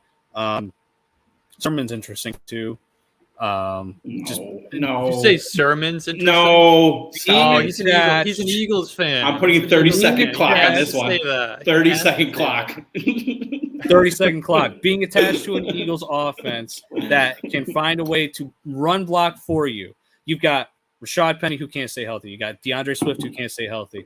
You've got Boston Scott, who's old, who can only beat up the Giants. You've got Kenneth Gainwell, who's a pass pro guy. Top 2 guys get injured. Trey Sermon might be a guy. You keep him in Dynasty. I feel like that's exactly what people were saying about the 49ers when they drafted him. I'm moving on. Thank you, Alex. Being the voice of reason in the room. I had to give it a shot. But yeah, I mean, like we said, we've already mentioned Singletary is kind of just like a jack of no trades, but is a little bit good at everything. So Dameon Pierce could definitely keep a role there, even if it's just short yardage and kind of like the bulk of like the carries guy. So I think this is RB room, you know, compared to pre-Bijan, post-Bijan, this looks a lot better, you know, a lot prettier. Wide receivers. Not a lot of pass catchers there, I will say. No, behind Bijan. No, Bijan's going to have like 8 times the rest combined. That's a little scary, but good. Wide receivers. This is the Rugrats group. All right. So you got 3 of the big 4 rookie wide receivers: JSN, Zay Flowers, Jordan Addison. Like that had to be the dream, right? That's so good. You got so lucky that Kincaid, you know, went early enough that you're able to get those guys. I mean, the rookie class isn't as hyped as some of the past ones, but that's more just like those past ones were just like historic. This is exactly how you should be doing the rebuild, in my opinion. I love that you got the guys and didn't force RB like you could have. You took these established not established, but these highly hyped wide receivers, because that's how you really turn around a rebuild is you hit on young wide receivers. And side note, I love Zay Flowers this year. I think he's completely slept on. I think he's incredible. I think he'll be the one.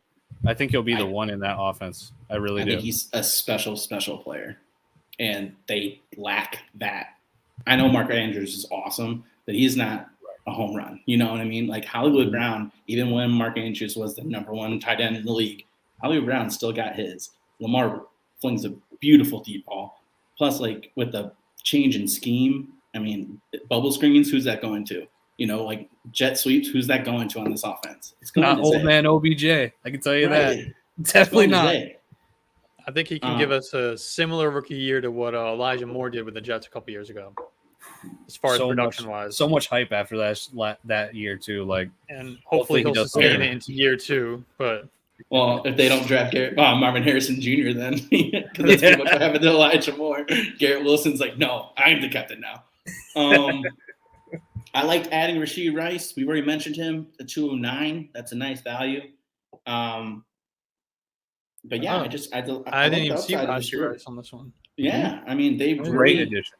I mean, when you have a billion picks, it makes it easier to get a lot of good guys. But I freaking love, and we haven't gotten to my favorite draft pick that they had so far.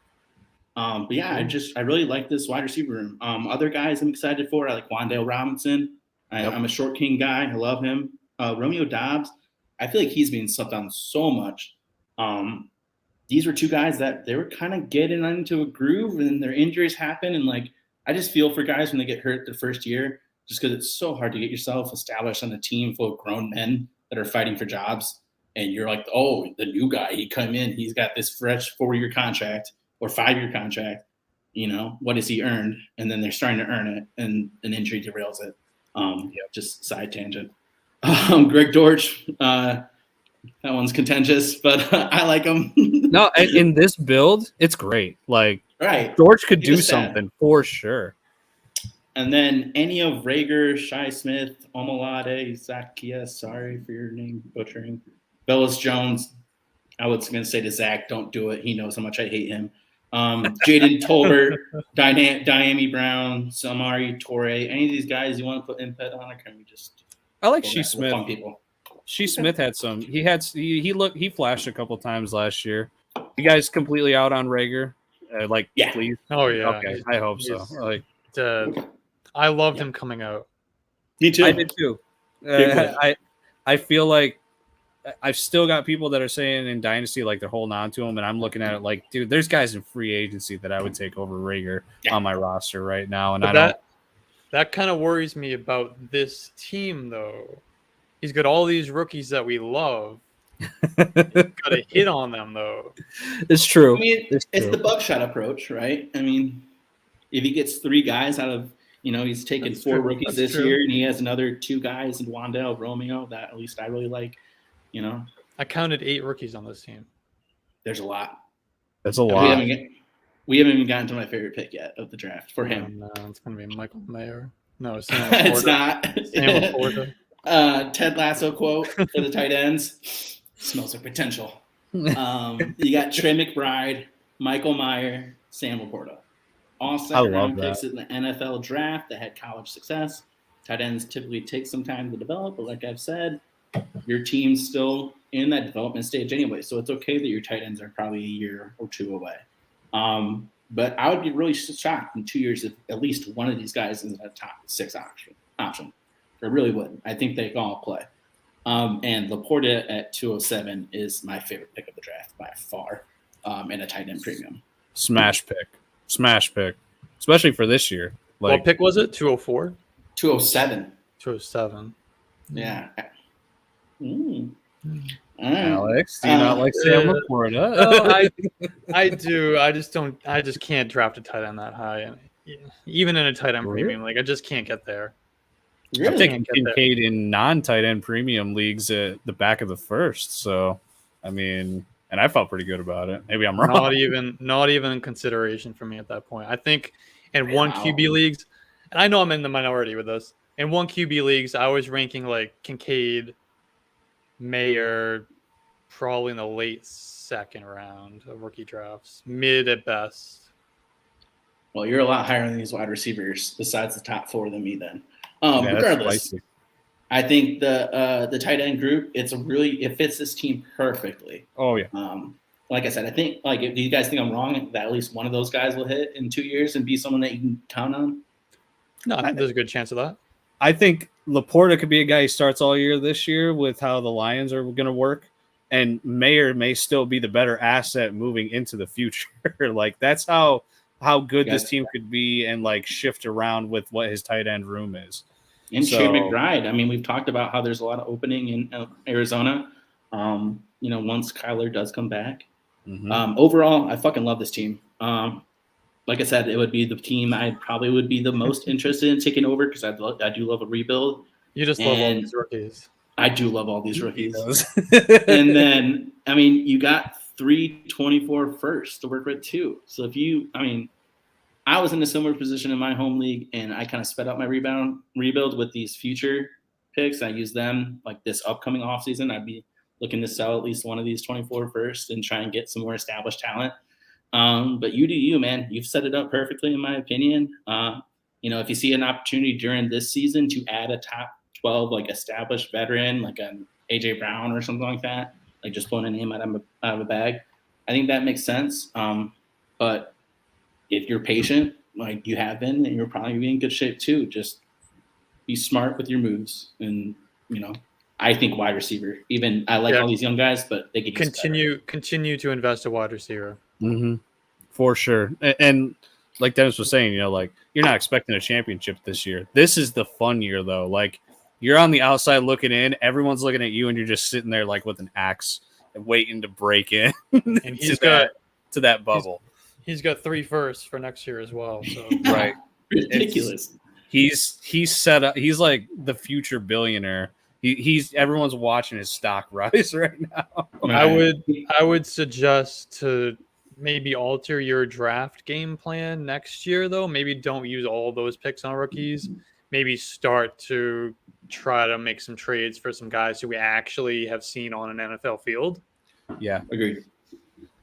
Because not every first-round rookie pick hits. It's probably closer to 50%. So and that's my concern with this team. We all love these rookies. I don't think any of us would argue that.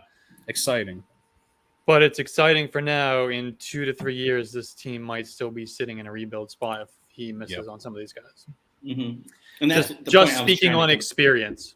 Right. And I was trying to convey that as far as like in the next, before the 24 draft happens, I'd be looking to flip at least one of those for someone that you can count on. And you can even pair them with one of these young assets. You know what I mean? Yeah.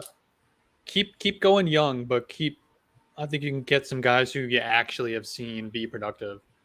Right. Yeah, no, I totally agree. All right. That's all I got. Alex. All right. That brings us to Cool Beans. We got some interesting names in this league. I like this team. Yeah, I like this team a lot too. So this is the commissioner of the league. Okay. So in 2 seasons, this team has a regular season record of 25-3. It's pretty good. Pretty good. He has Look at that scored wide receiver room. I can see why. Damn. He has scored the most points over those 2 seasons. He was the number 1 seed in both seasons. However, he is 0-2 in the playoffs. Oh, no. So I don't mean to laugh at you, man. That's just that's fantasy football right there. Yeah, it is. To make it worse, both years he lost to the same team, the boy, who we are recommending does a rebuild. Alex. They're gonna love listening to this, man. Gee. So let's just get to his quarterbacks. So we got Justin Herbert. I think he took a little bit of a step back in his 3rd year last year. His touchdowns went down from 38 and 31 in his first 2 seasons down to 25 in 2022. His rushing yards were also cut in half. His yards per attempt was down pretty significantly as well. Some of that can be attributed to the injuries at wide receiver. Mm-hmm. Both Mike Williams and Keenan Allen missed a significant portion of the season. Herbert also dealt with some injuries of his own. Remember, he had that rib cartilage issue that he played through. But he's still 25 years old. His completion percentage in 2022 was a career high. The team added Kellen Moore as the new offensive coordinator. He ran one of the best offenses in the league over the last few years. So if QB 15, if that's your floor, I think you're doing okay. And that's where he was last year. I think he was a QB 15 in fantasy points per game. This is a building block piece for this team. I love having Justin Herbert, despite the slight step back in year 2. I'm not worried about that. We can write the story of why that happened. Injuries to himself, to his surrounding guys. He's going to be just fine. He's also got Trevor Lawrence. He's also, I think, a building block for this team. So I think you're all set at quarterback for a while. Lawrence had his breakout in 2022. He was top 10 in pass attempts, passing yards, passing touchdowns, as well as rush attempts, rushing yards, and rushing touchdowns. So he's kind of that sneaky, really good dual threat quarterback. And the team only got better around him. They added Calvin Ridley to a wide receiver core that already saw Christian Kirk and Zay Jones have career years last year. Mm-hmm. Evan Ingram is back. There's a lot to like about Trevor Lawrence, and he's one of my most rostered quarterbacks in Dynasty. I know Zach would love that if he was here. At running back, Nick Chubb. He's a workhorse and what should be one of the better offenses in the league. Kareem Hunt is gone, which could open up some additional targets for Nick Chubb. Already been said too. I was just going to say, I've heard a lot about that. I think it's a must at this point, unless they add somebody. Yeah. He's been a top 10 running back in fantasy points per game in each of the last 4 seasons. Last year, he was number 3 in rushing yards. He was number 1 in evaded tackles. He led all running backs in 15 yards or more, runs of 15 yards or more. I really believe that he could have the best season of his career this season. I know we talked about that on the other podcast that we did. That brings us to Joe Mixon. A lot of people are down on Joe Mixon this year. I know he's had some off-the-field issues, and his efficiency wasn't really great that last year. But he's the clear RB1 in one of the league's most explosive offenses. He was the RB5 and RB7 in fantasy points per game over the last 2 years. So whether he's efficient or not as a runner, he's going to continue to be heavily involved as a pass catcher. He had a career high 60 receptions last year. The Bengals continue to put a lot of work into improving the offensive line. I know Orlando Brown came in, and that's really to help Joe Burrow, but it's also going to help the running game. Big time. And Samaje Perine's gone. He's leaving behind almost 150 touches from last year. There's no clear replacement. We already talked about that. We think it's Chase Brown. Why am I blanking on his name? Is it Chase Brown? Chase Brown. Yeah. No, you got it, because you were thinking of Chris Evans for a second, and I was going to say in your brain. I was going to say Charlie Brown. Oh no.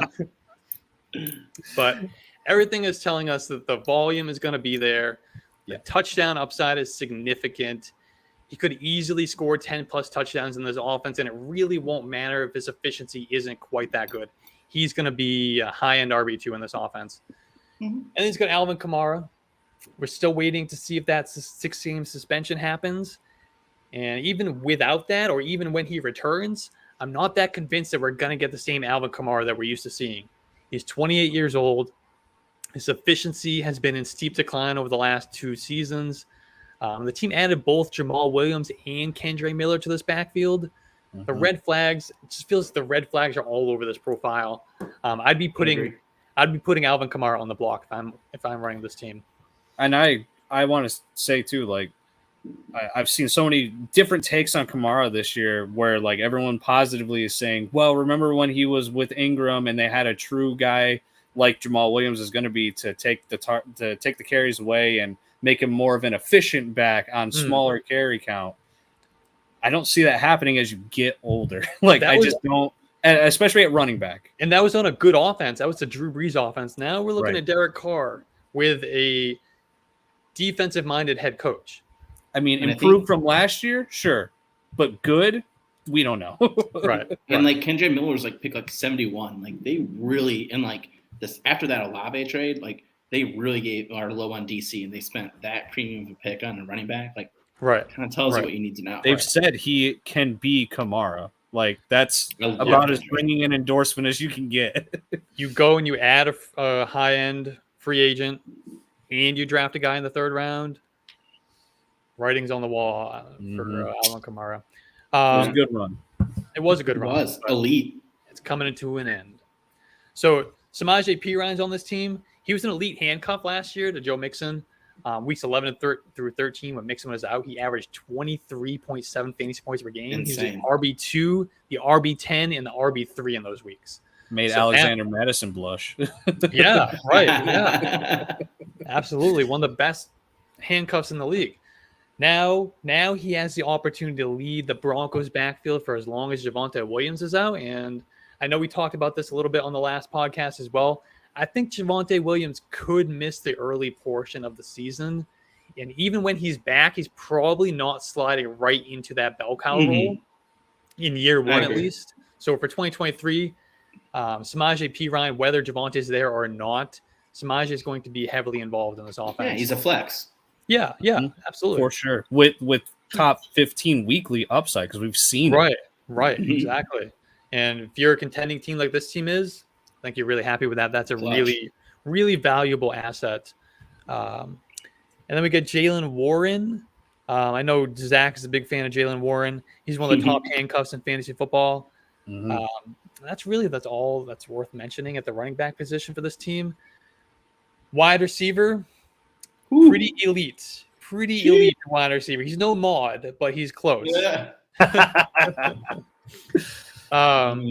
Tyreek Hill, he's 29 years old, but he's coming off a career year with career highs of 170 targets, 119 receptions. 170 targets is mind-blowing. Unreal. For a guy who came in the league as kind of like a gadget guy. 119 receptions, more than 1,700 receiving yards. He's been a top 12 wide receiver in fantasy points per game every year since his rookie year. So we got a stud there at Tyreek Hill. Same thing with A.J. Brown. He's my wide receiver 4 in Dynasty. He's 26 years old, just in his prime, coming off a wide receiver 8 finish in his first year with Jalen Hurts. I expect it to be pretty much the same as what we got from him last year for 2023. Amon-Ra St. Brown, he's been super productive in his first 2 seasons. And no Jameson Williams the first 6 weeks right, again. Yes. And Amon-Ra, he's entering his prime just now. He's had those 2 great seasons, and now he's just entering his prime years. I mean, last year he was top 10 in targets, top 10 in receptions, receiving yards, red zone targets, and yards per route. He was also excellent after the catch as well. He's an elite separator. He ranks 2nd in Player Profiler's route win rate metric. And like Ryan said, he's going to be without Jameson Williams for at least the first 6 weeks. So he's going to continue to pile up the targets, even when Jameson is back. Yeah, he's still going to be a target hog. Yeah, I bet on him to lead the NFL in receptions, and I think it's pretty reasonable. Oh, yeah, it is very reasonable. Very reasonable. Absolutely. And he's got 2 solid veterans in DeAndre Hopkins and Brandon Cooks on this team. We're still waiting on the landing spot for DeAndre Hopkins, but I really like Cooks a lot this year in this Cowboys offense. So do I. He's reached 1,000 yards with every single team that he's played for, and he's played for a lot of teams. And all of them. It feels like it. And he has scored as the wide receiver 22 or better in fantasy points per game in 7 of his 10 NFL seasons.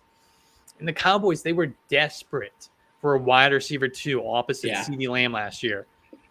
I think Brandon Cooks kind of solves that problem, at least for the short term. Definitely. 100%. Yeah, I mean, when Noah Brown was your wide receiver 2 for most of last year. We just talked about that. One of these things are not like the other. Exactly. Well, and he's got Michael Gallup, too, so he'll definitely have the 2 in Dallas, no matter what. Yes. Yeah. So you're going to get some production there. And a 3. So the depth on this team, it's Tyler Boyd, it's Nico Collins, it's Michael Gallup, Devontae Parker, Josh Palmer. I think Jacoby Myers is really underrated this year. What do you guys think about these wide receivers? Anybody worth talking about with these guys? I mean, Jacoby Myers is like his 6, and I feel like you put him on another Dynasty team, he might be their 3. Right, yeah. So, I mean, you couldn't do any better with your depth. If you're looking to try and upgrade somewhere, I think this is where you shoot, right? You go and find a veteran here and pair him with somebody and try and upgrade something, but he could have 6 injuries and he'd still have a viable starting 3 wide receivers. That's how good you have built this up. So, like, kudos. I don't know if I've seen a better build than that. Yeah, I love building my Dynasty teams around wide receivers. So I'm really happy if I'm running this team. Longest term asset as far as QB, but there's fewer QBs who start. Right. And then we got Mark Andrews at tight end. He's my tight end 1 in Dynasty. The Ravens did add some target competition to the offense, but I think the pass volume is going to go up so that we don't really see a dip in production for Mark Andrews. It kind of balances itself out there. Behind Mark Andrews, we got Gerald Everett. He's a solid number 2, and then we got some good young dart throws with Luke Musgrave, Tucker Kraft, Jake Ferguson. Maybe one of these guys hit at some point, but I think you're pretty good at tight end as well. Zach would love a Jake Ferguson. He likes Ferguson, He loves Ferguson, so he wrote him up as an article on the website. I would highly recommend reading that one. I like taking the shot on both the Green Bay tight ends, too, because we don't know what Jordan Love's tendencies are going to be. And you have basically said, I'm going to plant my flag and see if he throws to the tight end. It'll be one of them, most likely. So if he throws a lot to the tight end, no one would be shocked if they ended up getting the number 2 amount of targets, on that team behind Christian Watson, because we just don't know what Love's tendencies are yet as a starter. And we talked about Michael Mayer. We talked about Sam Laporta. We like those guys. But I think Luke Musgrave has as high of a ceiling of any of the tight ends in this class. Maybe his floor is lower than those guys, but his ceiling could be higher. He's got that athleticism that's required to be a stud tight end in the NFL. This was such a good tight end draft. I think that's what we all need to realize here. Oh, my God. And then our rookie model at yardsperfantasy.com loved Tucker Kraft. Loves Tucker Kraft. I was surprised at how much it loved Tucker Kraft, especially when you added in the draft capital. I think he scored out as our tight end 2 or 3, which was surprising to me. Obviously, we didn't rank him that highly, but that turned me You on to note Tucker it. Kraft. Like we might, yeah, exactly. I paid attention to that one. So I do like Kraft. My trade advice for this team would be to start looking at your ancillary wide receiver pieces and see if you can either, I think somebody else just mentioned that a few minutes ago, package together or even get better at wide receiver. You can take maybe like a Brandon Cooks plus a Hopkins for an upgrade, or even seeing if you can find the sucker in the league who thinks Nico Collins is going to be a thing. You trade him for something. This I don't guy know. right here. Trade me Nico Collins, please. Take the shot. Or maybe rather than trying to get even better at wide receiver, you could start by preparing for what's coming. I think you're getting old in some areas. Nick Chubb, Joe Mixon, Brandon Cooks, DeAndre Hopkins, Tyreek Hill, Alvin Kamara. They're all well past the age apex for their positions. So I'm probably keeping most of these guys for this season because I think you can contend. You can definitely make a run at a championship. Absolutely. But you can definitely start making at least some smaller moves to start getting younger behind those guys.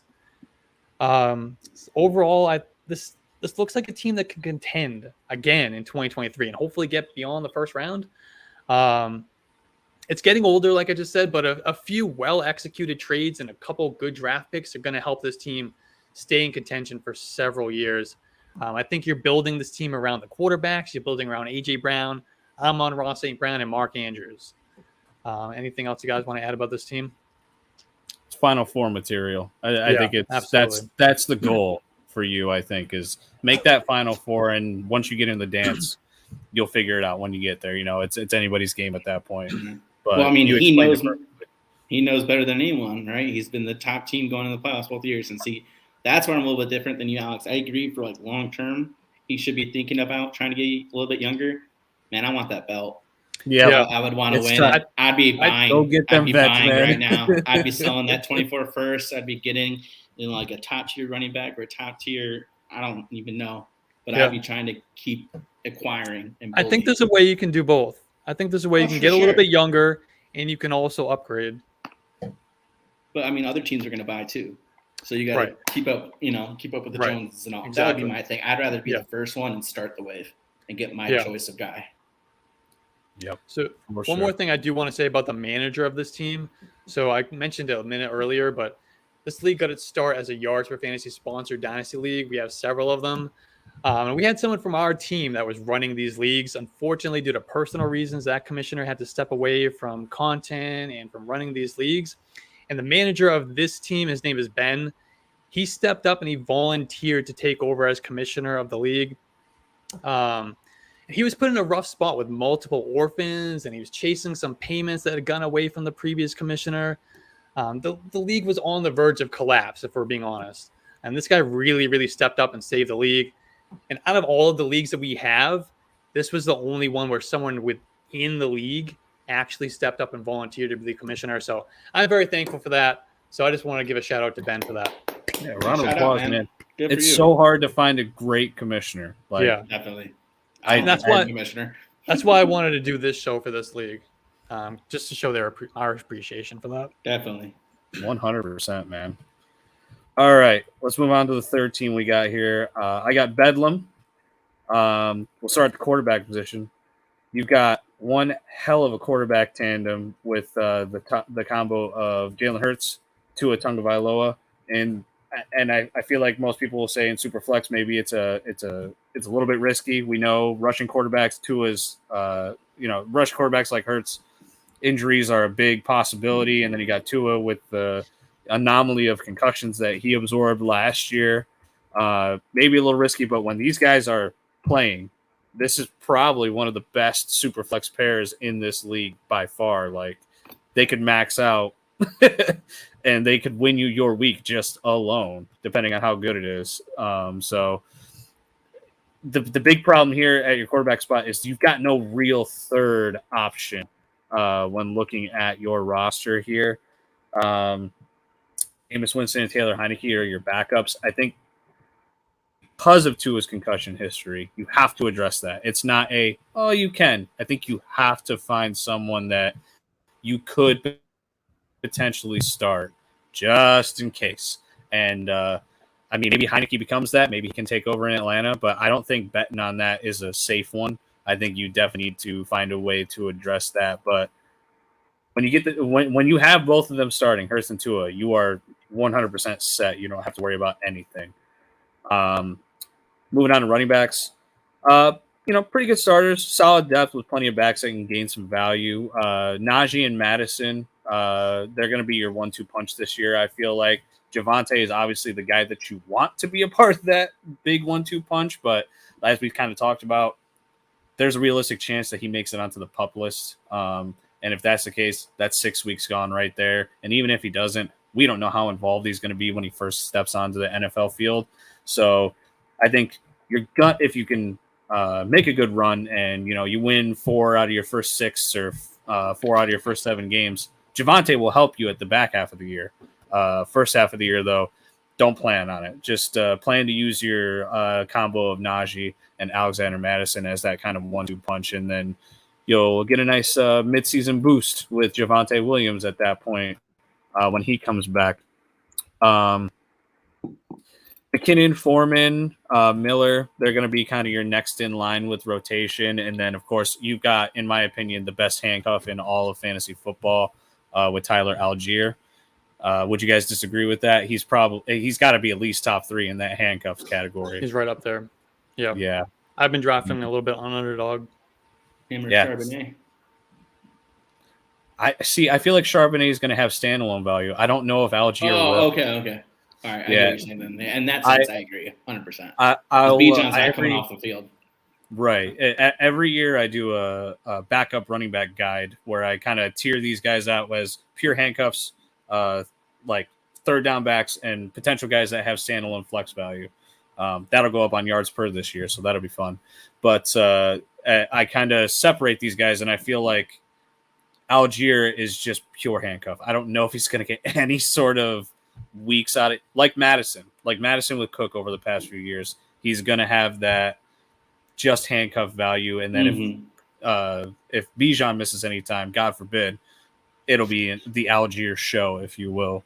Even with Patterson there, I'm not worried about that whatsoever. Yeah, and I think in this offense, you need that volume to really be relevant anyway, where there are some offenses where you can have, that second running back who's slightly involved. He can give you some fantasy potential, even working behind the starting running back.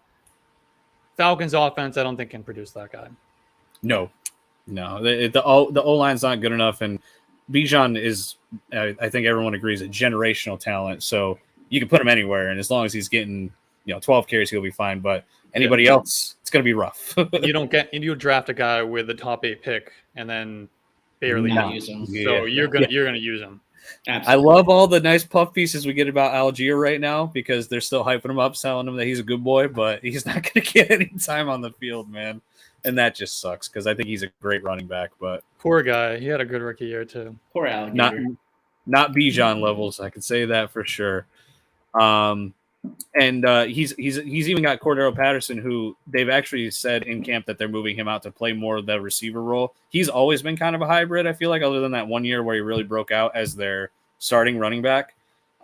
So there's a chance that you have a tiny bit of a cheat code there. There's not a lot of depth behind Drake London in Atlanta, so maybe he absorbs 60, 70 targets somehow if he stays healthy, and he's flex worthy. So we'll see. I don't think you get rid of him in any way. And just to end that off, stand pat here. There's no one you can really sell, in my opinion, and get good compensation. So I would just stay where you're at and go from there. Wide receiver room. I like this wide receiver room. I think it's pretty good. Devontae Smith is the perfect building block piece, kind of like in the vein of Jalen Waddle. I feel like you can build around a Devontae Smith, even if, some people may not feel like he hits that top 12. Yeah, I'm assuming you guys don't feel like he hits the top 12. Top 12 and Waddle are different. He's an Eagles. Okay. That's where we're missing. I forgot. Listen, okay, maybe that's where I'm missing. I definitely have Waddle above Devontae Smith, if that's what you mean. For sure. Give me Devontae Smith between like wide receiver 12 and wide receiver 15. But with Waddle, I don't think he quite gets there. I'm lower on Smith than most, but I think 12 to 15 is fair. Okay. I Would used to you be say lower that on he's a him as good well, guy but I to think build he's- around at the very least, especially in a dynasty league? Because I feel like he can be fairly consistent. I mean, he proved it last year with what he was able to do as the number 2 in the offense. And even when Goddard was back, he still commanded the target share. Most targets on Philadelphia, or most receptions in Philadelphia last year too. So I So don't he think beat he out quite- Brown in receptions. I don't think he quite qualifies for my definition of somebody that you would build around necessarily, but he's definitely one of the pieces that I'm really excited to have on this team. Okay. Oh, that works for me. I'll go from that. After that, it looks like Debo should have a much better year this year. Last year, I think, was a bit of an anomaly. But then again, we'll see how it goes. San Francisco offense, very hard to predict. He should be better for fantasy for sure. No doubt in my mind. As a 2, you're ecstatic. Jameson Williams, such a going to miss him for the first 6 weeks, but I'm still super excited to have him on any dynasty roster right now because I feel like pairing with Amon-Ra St. Brown with how well he has been in his career up to this point, and he's still going to progress. Jameson Williams is never going to see top coverage, I don't think. And with what he was able to do in college, being traded up for by the Lions, I think he could really dominate on an NFL level against number 2 cornerbacks. And if they're shifting coverage to Amon-Ra, man, that's going to be fun to watch when we actually get the friggin' chance to watch it when he steps onto an NFL field. Our defense is ever going to play too high versus that run game? Like, yeah. I don't think you can get destroyed. Yeah, I know everyone's buying in on the Lions now, but I truly am really excited to watch how that looks when it's at full strength. Because me too, man, dude, it's going to be interesting to see. Keenan Allen and OBJ, obviously, you're going to be starting these guys this year, but this may be it. This might be the last year you get real fantasy production out of these 2 players. With your team, I think you can make a decent. I think you're a middle of the pack team that can make a playoff run, a playoff berth. So maybe don't sell them. But if you get to the midway point of the season and you don't feel like you're going to make the playoffs, these are the 2 guys I would look at selling first to get some futures or get a little bit younger on your roster. Past that, Jones outproduces OBJ this year. Really? Over OBJ. I could definitely see it. I would sell OBJ. I can see that as well. I would sell OBJ right now with his depth. I think I don't that think you're ever going to get this high. No, you know what? You're probably right. The only way I see it is if he goes through like the first half of the season, he leads the Ravens in touchdowns, which I think is possible. If he catches 5 touchdowns in 8 games, people are going to get hyped about him, but I don't think it's sustainable, which I think is a good point to bring up. And like Dennis said, depth is great. You got Davis, Jones, Shakir, Russell Gage. In a dynasty league, these guys are all fantastic. I know people are a little bit lower on Davis, me included right now. I just, man, last year burned me. Personally, I'm pretty excited about Shakir. Everything that I'm hearing so far is that he's really taken and adapted to that slot role well. And I truly believe that Josh Allen maximizes his potential, not just for fantasy, but on an NFL field when he has a reliable slot receiver. Last year was that first year without it, and we saw the step back. So this is where, we're going to find out if Shakir can kind of step up. And I think he, on a very, very limited role, I think he caught like 10 passes. He looked impressive when he was out there on the field last year. So hopefully he gets that shot now that there's no one really to compete with. And then Russell Gage, maybe not this year, but looking ahead into next year with the potential of either Godwin or Evans potentially being off this roster, most likely Evans, but we never know with how they'll work those trades out. Gage could be the 2 in Tampa Bay.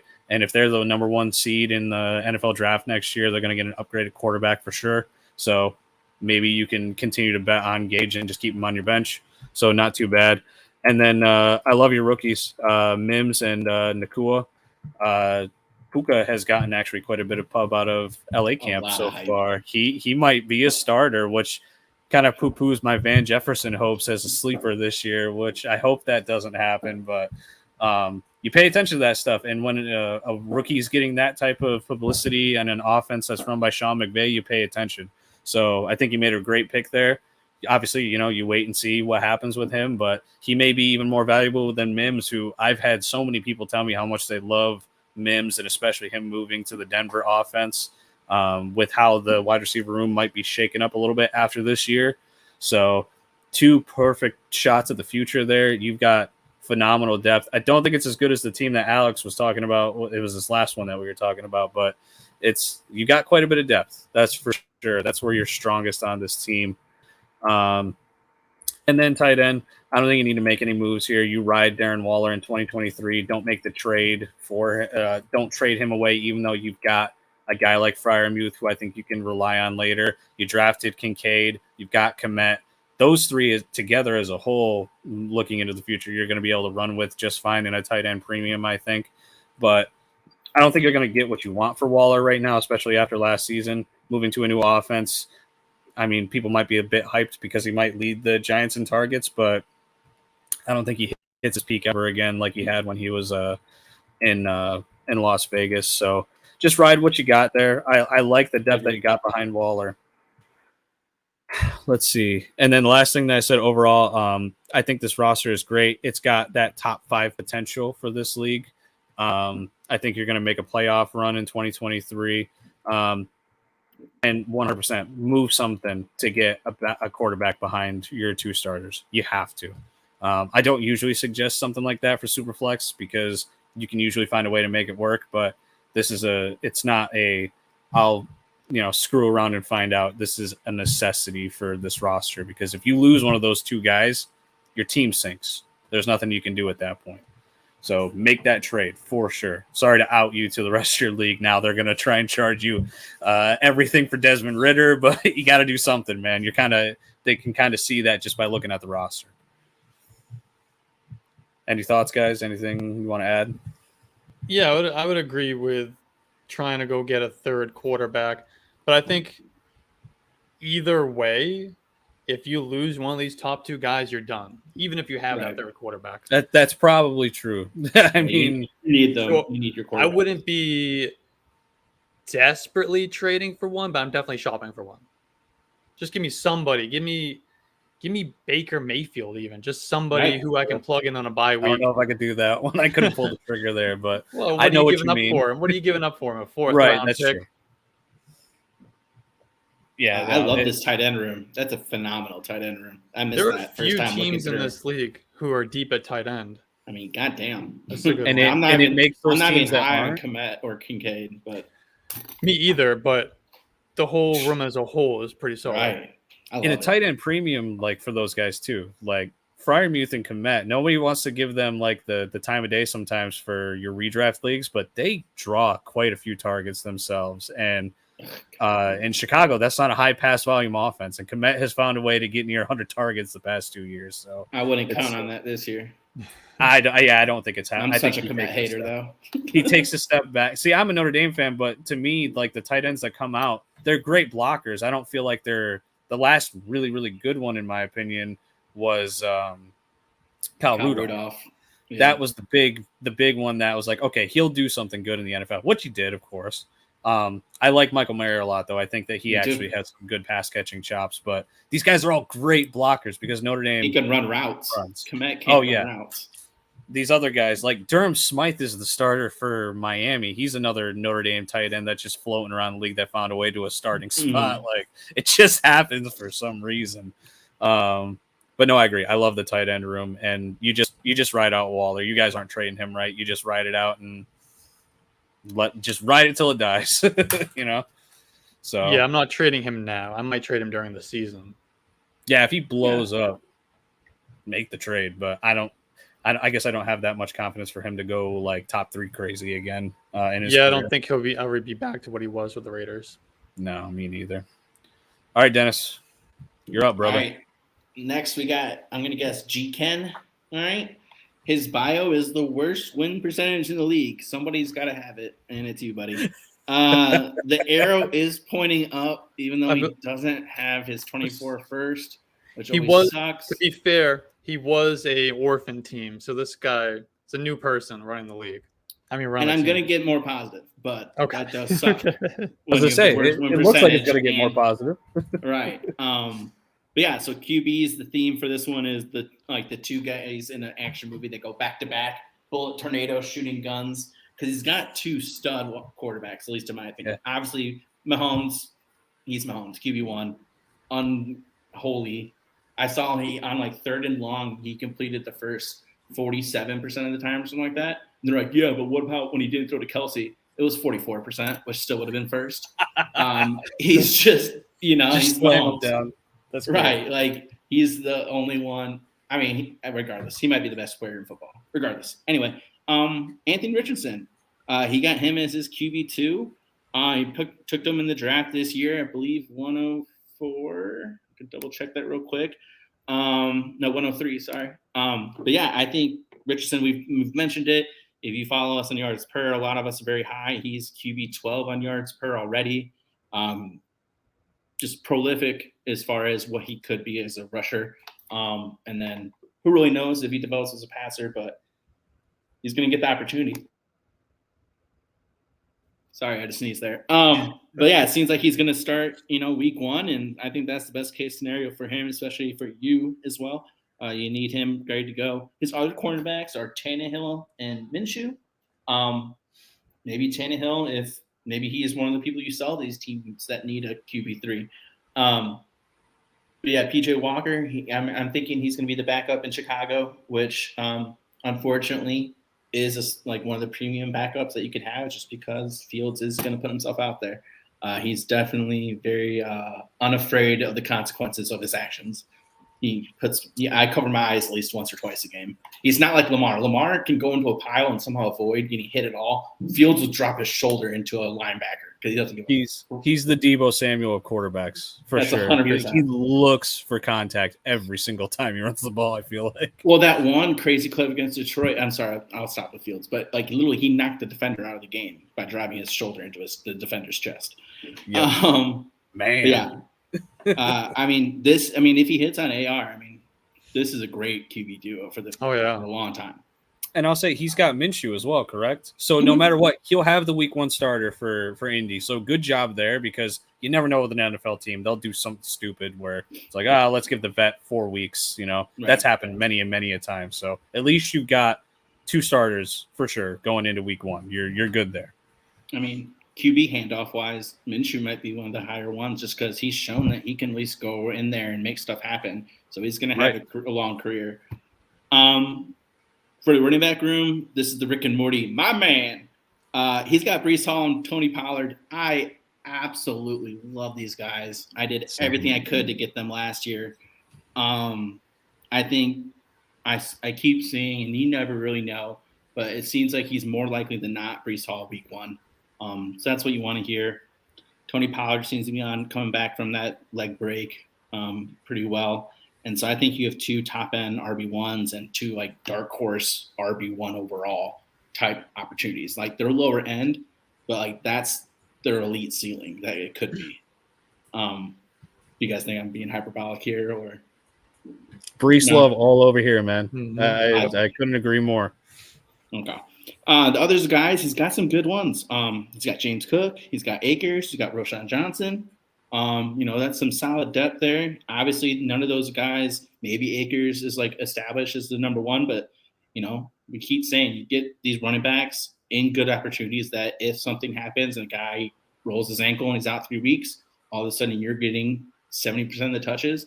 Like you're going to start them. Like any running back that gets 70% of the touches, they're going to be usable. So you want guys that are that next man up. Pierre Strong might make that list too. By the time that the depth chart really shakes out, true. It's sounding like he might. If anything happens to Ramondre, it may be the Pierre Strong show. And I think Zamir Wright and I think Jerome Ford are both in that same combo where one thing happens, all of a sudden they're going to be 80% owned on DFS cash lineups. You know what I mean? Like it's going to be the guy you want. He took the right bets on the backup RBs for these like run heavy offenses for sure. This RB room it's nice. I like it. Good shot. Yeah, I like it too. This running back room looks like a team that I would have drafted. These are all guys that at one point or another I was high on. Breece Hall, Pollard, Akers, Zamir White, even Eno Benjamin I liked at one point. I feel like everybody did at one point. And then I love Pierre Strong, Roshan John. This is like my dream running back room. Alex, is this your team? Are you not telling us something?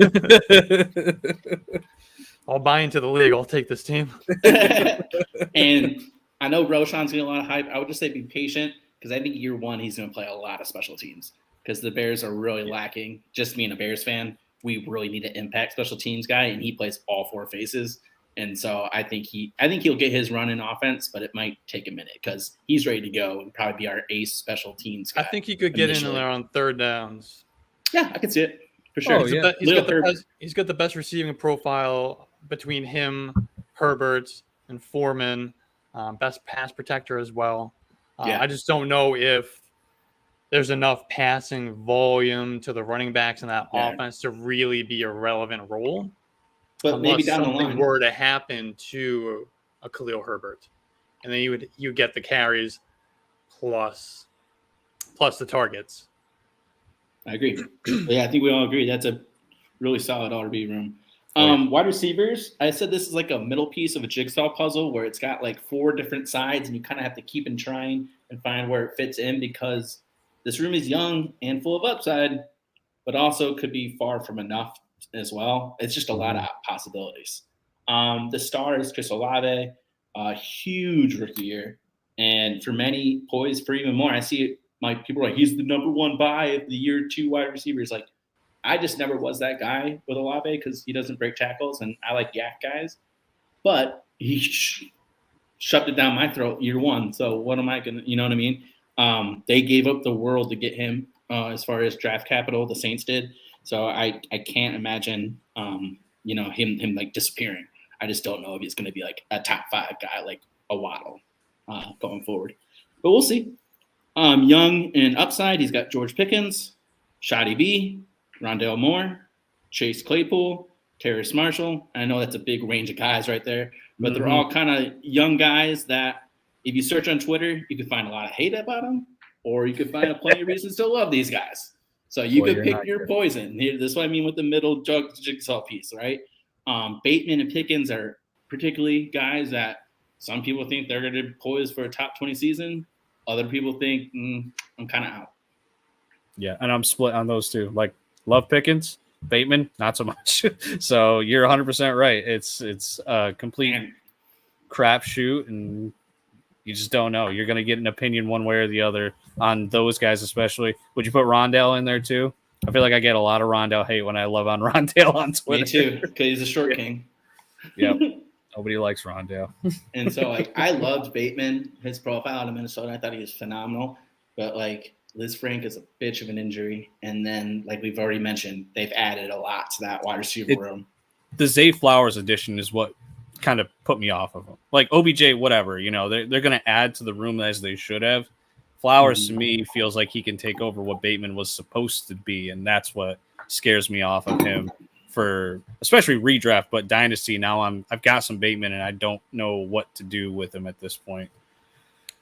I think you're stuck with him until he goes one way or another. Yep. Like we kind of said, Nuke Hopkins is gone, so it's a big opportunity for Rondale. Terrace Marshall, I know it's probably more Paris Campbell hype for me, but I love Marshall. And like we've mentioned a lot with Houston, Carolina's in the same spot with, the rookie quarterback and just a whole lot of we don't know what's going to happen as far as their passing offense. And so I'm still in on Marshall. And Chase Claypool, it went about as bad as it could have for the half a year Chicago had him. But it hasn't gotten much better right now either. Not in training camp. And he got hurt too a little, like not like big, but he got a little tweaked. And I've never been a big Claypool guy. I mean, we're both Notre Dame fans. He looks great on paper, man. But I've never been a big fan of him either, and he's always had issues with like his attitude and stuff. He's butted heads quite a bit. You saw it in Pittsburgh, and now he's running fashion shows. Like he's like modeling right now instead of trying to get back onto a field. It's very bizarre stuff. So I don't know, man. As the 3 in Chicago, right? I asked, can he switch to tight end still? Because that's what they're saying in the draft process. If he can switch to tight end, then I'm in. Strap on another 20 pounds or so. And then you have your non-Big Four wide receiver rookies. You know, you got Jonathan Mingo, Parker Washington, Kayshon Boutte. I'm far from a Mingo believer. I'm out, but his draft capital and then his size speed combo, there's a pathway, right? And, But I'm a huge tape guy. I just don't see it. I don't think he's ever going to be someone that like, oh yeah, that's my wide receiver 2 every week. I'm good. You know, I'm sure he'll have his big weeks. I just don't know when that's going to happen, and I hate those volatile players. I'd rather take consistent 10 points a week.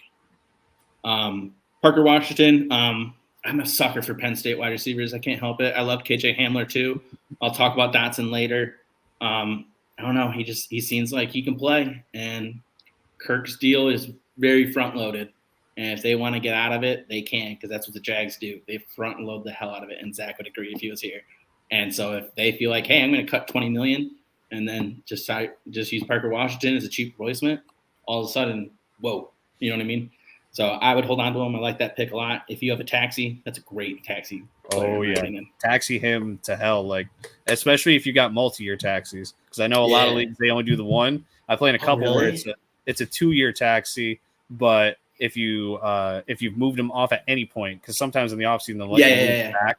If you move them off at any point, they can't go back. Done. So he's permanent, like he's staying there until I see something, and then if nothing, I'll cut him on like year 3.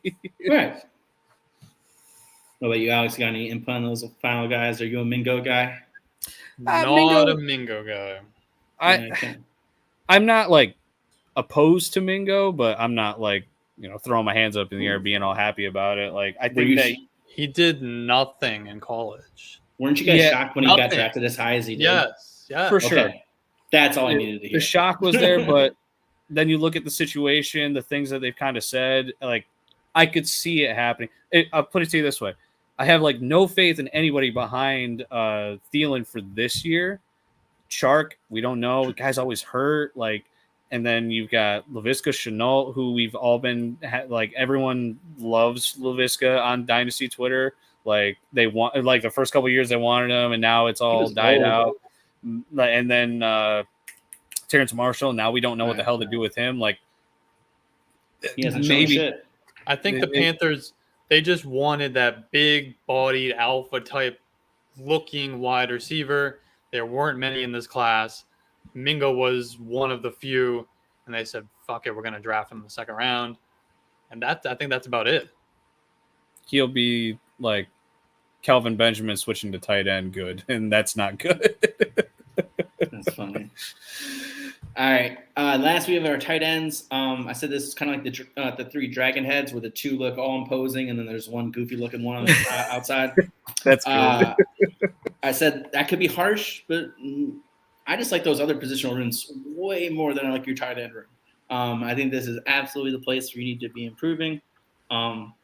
Higbee was up and down last year, but if Stafford could stay healthy, I'll likely look dumb questioning it, because he was like no target competition other than Cooper Kupp in that offense. Right. I mean, he was tight end like 6, you know, or to like 10 in that range. I don't know what your scoring is exactly, but like for the full season, he put up stats. He didn't get hurt. Now, points per game, it was a little bit more towards 12. This was a war of attrition tight end 6 finish. Yeah. Right. Yep. And so, but I mean, maybe I look stupid. Maybe he falls in the end zone a couple times. Like Alex said, you know, he doesn't have a lot of competition for targets as far as established players. And so, you know, I could look dumb, but I just don't love it as your starter being Higbee. And then Fant is your tight end 2, who I think a lot of us really liked coming out of Iowa. He just has never really shown it. And I feel like he's kind of being squeezed out. It's like the opposite. There's too much competition for targets in Seattle. I don't think Fant's going to do Will anything. Disley, man. Like, yeah, and tight end. Yeah, exactly. And but Parkinson. He's a free agent this year, so maybe he gets, you know, a better opportunity, like a Hayden Hurst, you know, going forward. And then the 2 rookies, you got Darnell Washington and then Payne Durham. They're taxi-type players at best. I liked Washington. I hate where he landed. I don't think. Yeah, it's not a good – I don't know. There's still people that are really hyped about him, and I don't understand it. Like, Freiermuth is not the type of guy that you're just going to walk in and take over from. No. Like, he's shown how good he can be on the field. I don't know. He's not coming off. He does everything well. You know what I mean? Like, why would you take him off the field? great blocker. Like he's probably one of their best run blockers because I got no offensive line. So like I don't know. That one baffles me. I think it's just people being so hyped about him coming into the draft that they want it. They want to believe, but it's just not happening. Yeah. He's a specimen, and that's what they get excited about, and there's nothing more to it. Yep. To wrap it up, seems like this is a team that's in development. I really like your QB room. I think your running back room and wide receiver room could really line up well with the youth and opportunities. My advice would be to stay patient. Look for chances to buy low on guys, especially at tight end. You know, we've talked about some of these other teams that are loaded at tight end. Maybe try and buy low on a young guy and see what happens because I do think you're probably still like a year away. But like I said, arrows pointing up. I like it. Just be patient. Don't trade your 25 first. Like, you know what I mean? Like, don't go. You're not all in. Yeah, the 24 is already gone. 24 is gone. Yeah, you've got to keep what you got now. Like, just don't go crazy anymore. I'd be interested to know what he traded that 24 first for. Well, it probably wasn't him. I'm guessing it had to be. Yeah, that's right. This is the orphans. Oh, that's right. Yeah. It was probably for a running back, though, what I would guess. From what I see on that team, that is what makes the most sense. But never know. You never know. Yeah, I think this team needs to hope that a Pickens hits, a Bateman hits, a Rondale Moore hits, somebody like that hits, Mingo. Otherwise, I don't know. I think you got a good shot with Pickens. I don't love the outlook at wide receiver for the long term unless one of those guys hits. Don't sell Patrick Mahomes. Please do not sell Patrick Mahomes. No. I've been that guy. I was like, you know what? Let's sell him. No. You're never going to know. Full regret. No. I'll never do that again. And I'll never have him again because of it. Right. He's the hardest guy to buy for a damn reason. Even more than, I guess Justin Jefferson won QB leagues. But still, just keep Mahomes. That'd be patient, keep Mahomes. 100%. All right, that's it. Alex. All right. So my third team here is left side. This is the back-to-back defending champion. Woo! So he blew out my first team, the Boy, in both of his championship wins. At quarterback, Tom Brady retired, which means this team is going to be relying on Jordan Love as one of its two starters. I don't feel super great about that. He's kind of a complete unknown at this point. He's thrown fewer than 100 career passes and really had an unimpressive college career. He has some decent weapons, but I expect the Packers to lean pretty heavy on the run game in his rookie year at least. Then we got Jared Goff, operated one of the best offenses in the NFL in 2022. He was QB 14 in fantasy points per game. Had his best season since the year that he took the Rams to the Super Bowl back in 2018. I like Goff, but the combination of Jared Goff and Jordan Love is not something that I'm really that excited about in a Superflex league. I think this team is going to really miss Tom Brady. That's saying something because Brady wasn't like otherworldly the past 2 years, really. Right. So this probably should have been dressed a little bit longer ago. Yeah, but he won the chips. But he won the championship. You got a point. Yeah. And he can flex on everybody saying, I went with Brady in his late 40s or mid 40s and Jared Goff on the Lions. He's just dragging it all over you guys. Yeah, going back to back is a huge flex. You're good. So that means the rest of this team is pretty good. So we're looking at running back Christian McCaffrey. I really need to say much about him. As long as he's healthy, McCaffrey's probably the most complete running back in the league. His floor is high and his ceiling's even higher. Austin Eckler, if we're looking at this team in a 1 year window, this team has probably the two top running backs in fantasy football with Eckler and McCaffrey. And like McCaffrey, Eckler is one of the most consistent producers in fantasy. He's been a top 2 running back in points per game in each of the last 2 seasons. He has that elite ceiling and incredibly high floor, just like I said with McCaffrey. Pass-heavy offense on what should be one of the highest scoring teams in the league. Eckler has that high reception upside as well, plus the double-digit touchdown upside. Chuba Hubbard, I kind of like him more than a lot of people like him. I think he could be involved more than expected versus Miles Sanders in that offense. Otherwise, it's Rashad Penny, it's Matt Breida, and it's Tyrion Davis-Price for the rest of the running backs here. At wide receiver, Devontae Adams. I'm a little bit down on Devontae Adams this year. I don't know how you guys feel about him. Same. I think he's like a terrible fit with Jimmy Garoppolo. Yeah. Garoppolo likes to throw those Garoppolo's short. terrible. Well, for one, but he likes to throw those. He likes to throw those quick and short in the middle of the field passes, where Adams is more that down the field and out wide type of guy. Back shoulder. Yep. Yeah, exactly. Yeah. So he should still see plenty of volume, though. I think the volume will still be there. I just don't know if they're going to be quite as valuable down the field as what we've seen with Devontae Adams in the past.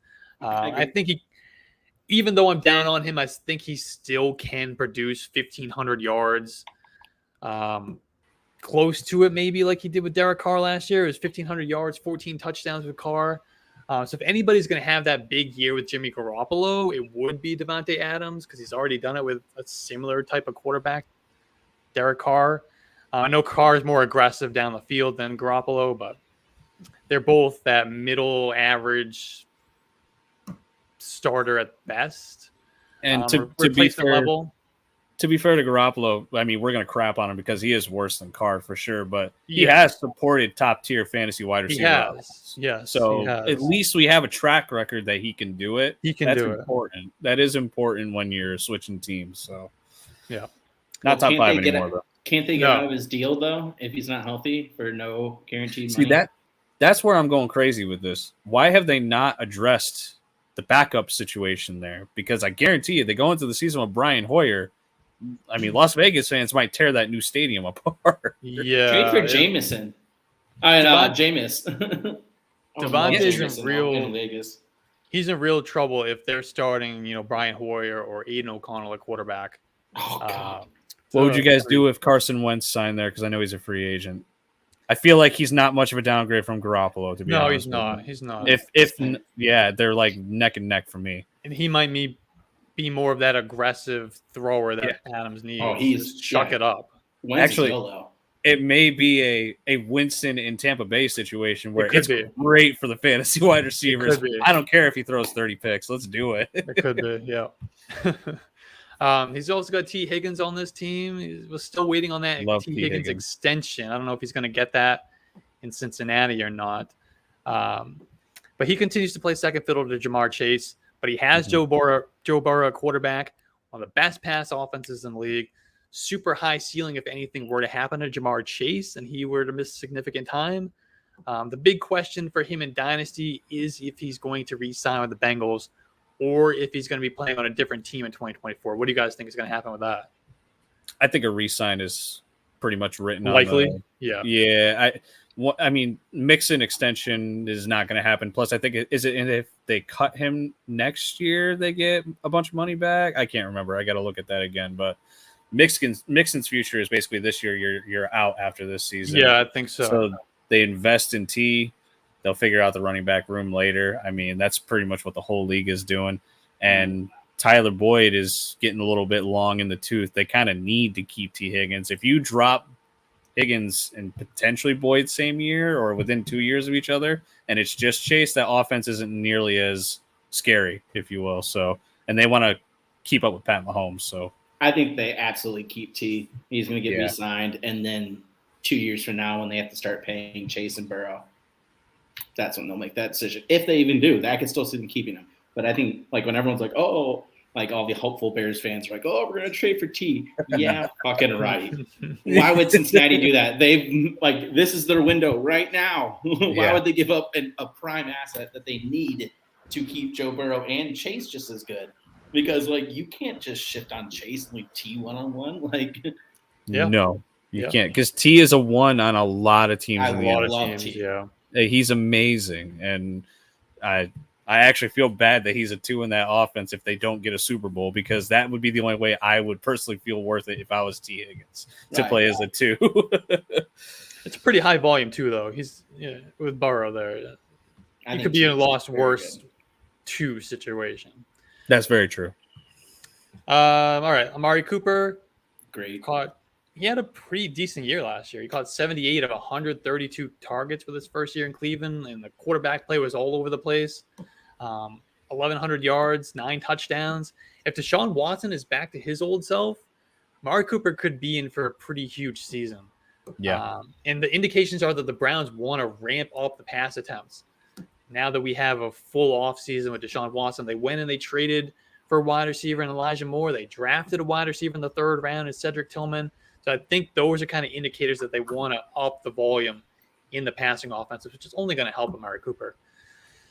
Mike Williams, he's a playmaker when he's healthy, but staying on the field has been a major issue for him. But he is still tied to Justin Herbert, and we talked about that earlier as well, that we like these pieces that are tied to these good offenses, these good quarterbacks. It's a high pass volume offense, lots of yards, red zone trips, touchdown opportunities. He was wide receiver 20 in fantasy points per game last year, wide receiver 13 in 2021. Chris Godwin. Now, I know a lot of people are like out on Chris Godwin this year after the move from Tom Brady to Baker Mayfield. That's quite the downgrade at quarterback. But we know Baker likes to target the guys in the middle of the field rather than those outside targets like a Mike Evans, for example. So that plays right into Chris Godwin's hands, as he played about 57% of the snaps from the slot last year. And we didn't think he was going to be ready to start the year in 2022, and yet he was on the field in week 1, even though it was pretty clear that they should have given him more time to recover. Yeah. Horrible I don't know decision. what they were thinking putting him out there. Well, they couldn't block anybody anyway. They needed somebody to get open quick. Godwin's still great to me. Yeah, I love worries. Godwin. I love Godwin. But even with that first half of the season where he was not fully healthy, he was still like setting a career high in targets, receptions, and he was difficult to defend. He was top 20 in Player Profiler's route win rate metric, nearly 500 yards after the catch as well. Obviously, there's no chance that they're going to come close to the 750 plus pass attempts that Tom Brady had, but I do expect that they could pass more than people expect because they're going to be playing from behind quite often. Then we got Calvin Ridley. Ridley is kind of a tough one to figure out. He was suspended all of 2022. He only played in 5 games in 2021. But before that, he was the wide receiver 4 in 2020. He had over 1,300 yards that year, 143 targets, 90 catches, 9 touchdowns. I kind of forgot about how good he was in that season. It's been so long since we've really seen that. I think he's going to fit pretty well in the Jaguars offense.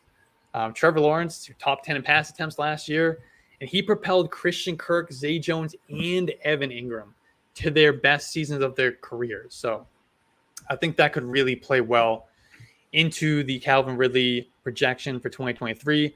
Obviously, it does mean that there is some target competition, and he's got some rust to knock off.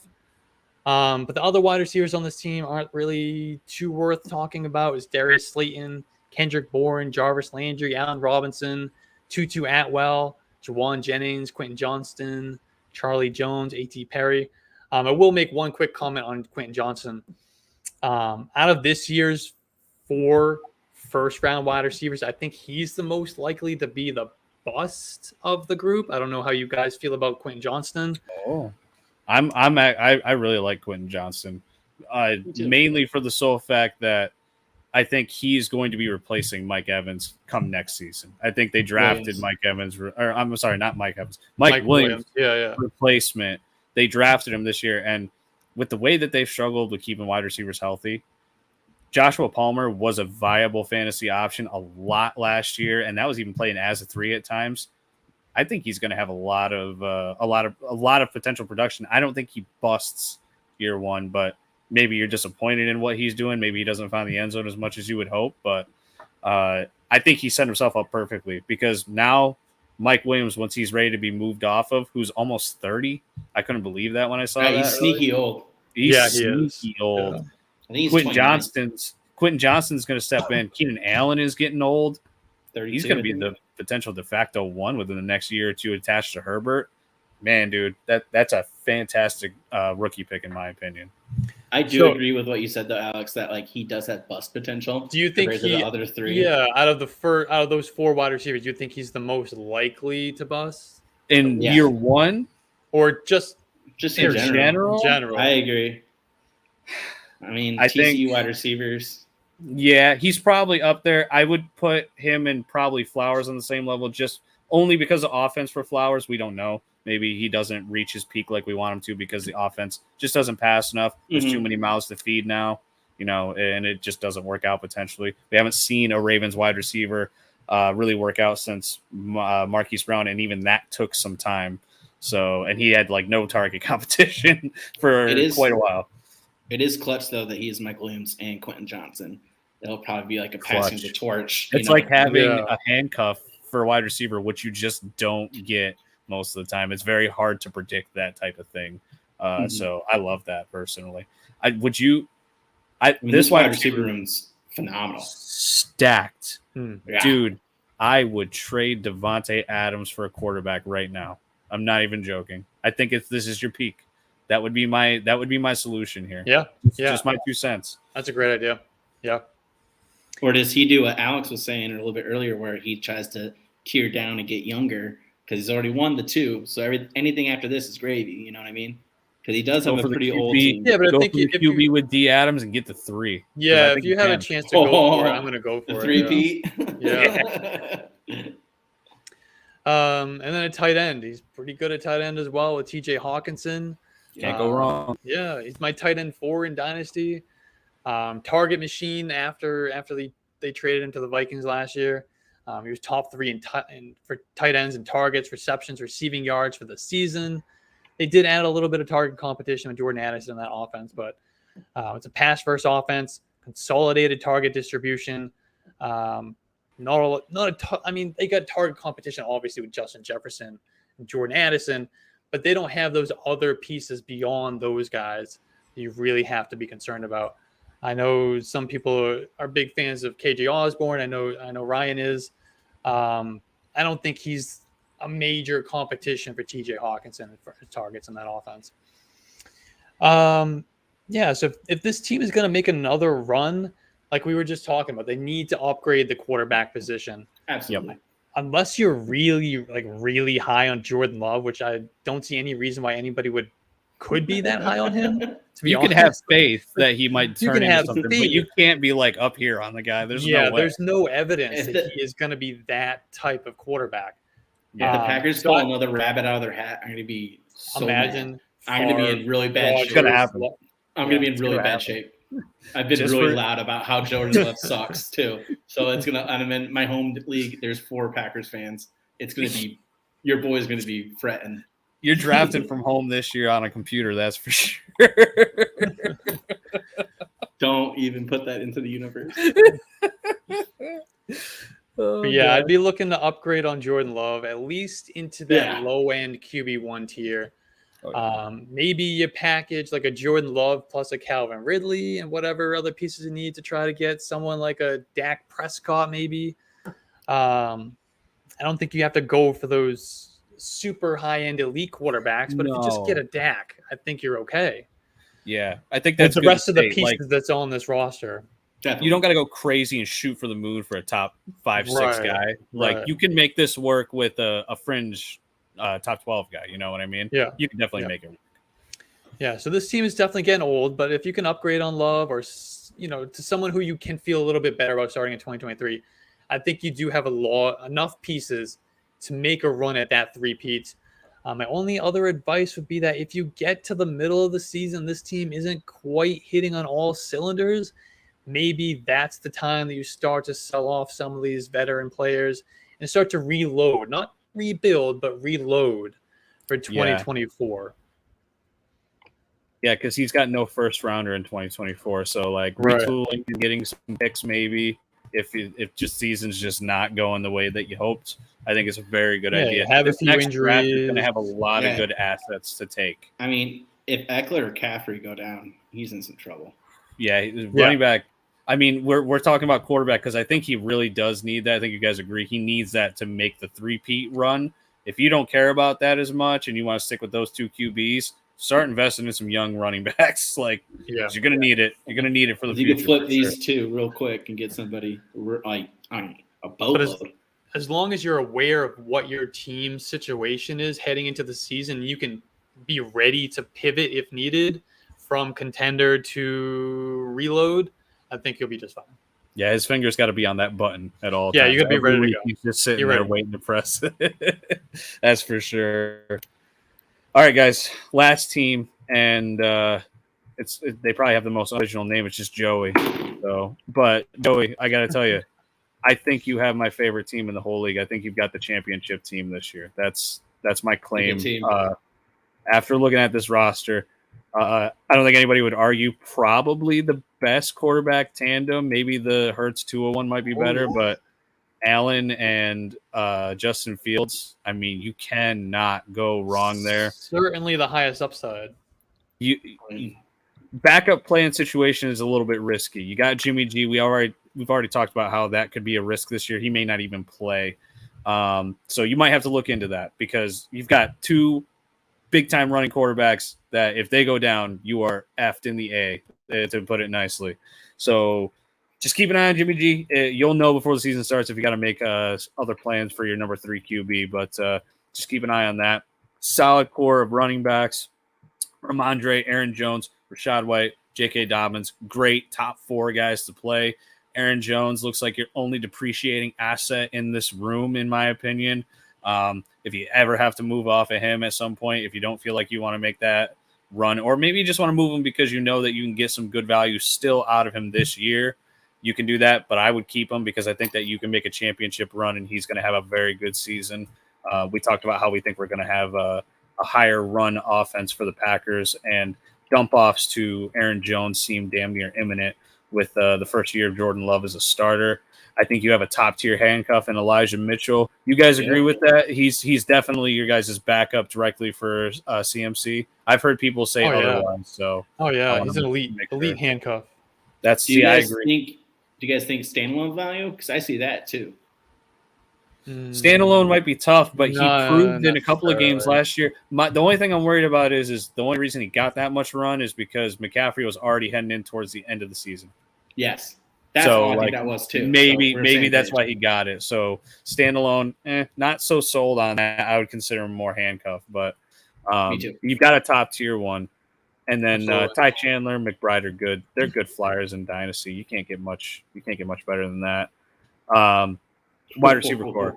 My absolute favorite in the entirety of this league. Like we said, not mod mentality, but this is damn good. Jesus. Chase, Garrett Wilson, who we know I'm already super high on.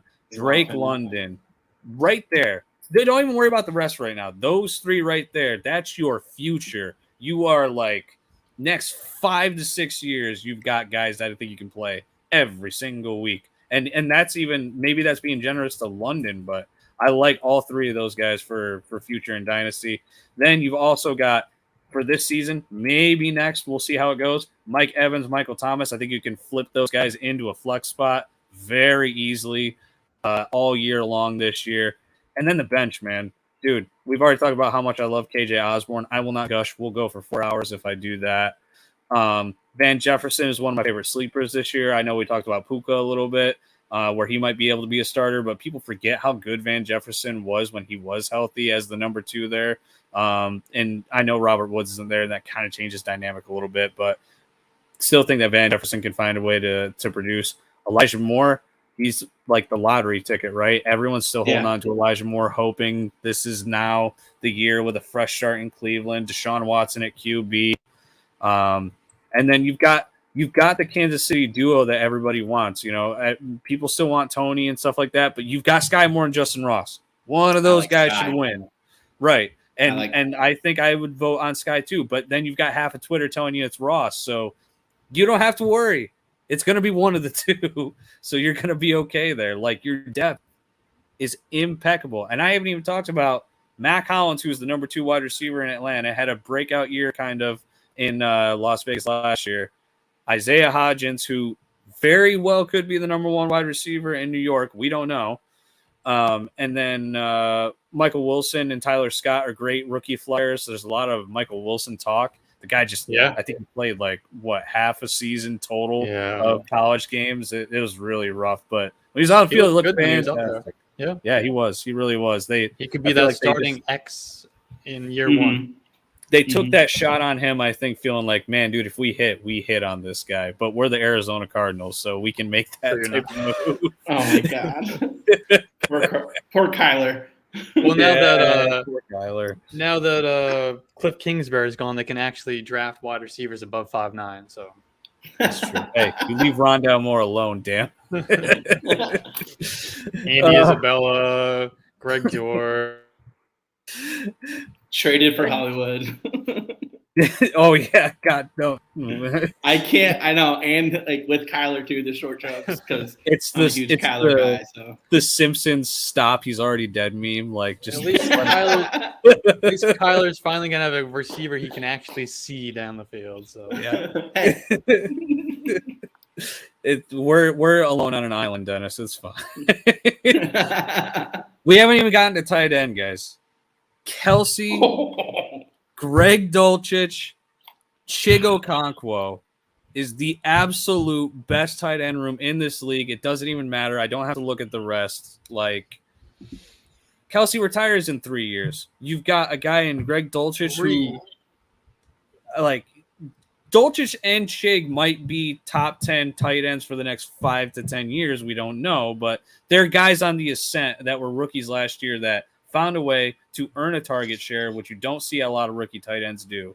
And they're in offenses where they can succeed. And you've got the greatest tight end that has probably ever played football in Kelsey. Like, you're set. I can't tell you to improve this team. It's about perfect. Like, I think that you're going to make a run. I didn't have time. I should have looked up what your playoff situation in the past couple of years. I forgot to look at that picture. But, Joey, like, get more creative with your name, for God's sakes. Like, please. And go run a train on this league, because this is a phenomenal team that I am just in love with. Like, I would probably pay you to take this team over. That's how much I love this team, man. I don't know. I don't want to gush for 5 hours, but go ahead. No, I can't. No, I mean that's one of the best tight end rooms I've ever seen as far as the tight end premium league.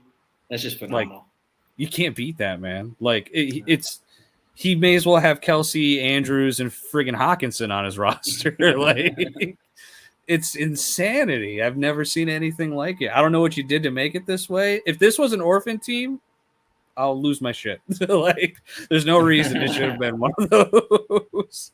But I know Alex is trying to research it right now, so I'm trying to fill it. He was third place last year. He finished third place. He was 9-5. The year before, he was pretty bad. He was 5-9. So he really turned it around from 5-9 to 9-5 in 1 year. So I think he lose 2 games this year max. And now he's going to ascend even further beyond that. So he's done a really good job with this team. You guys have studied this league as much as I have. Your favorite to win this league for sure? Or? He's right up there.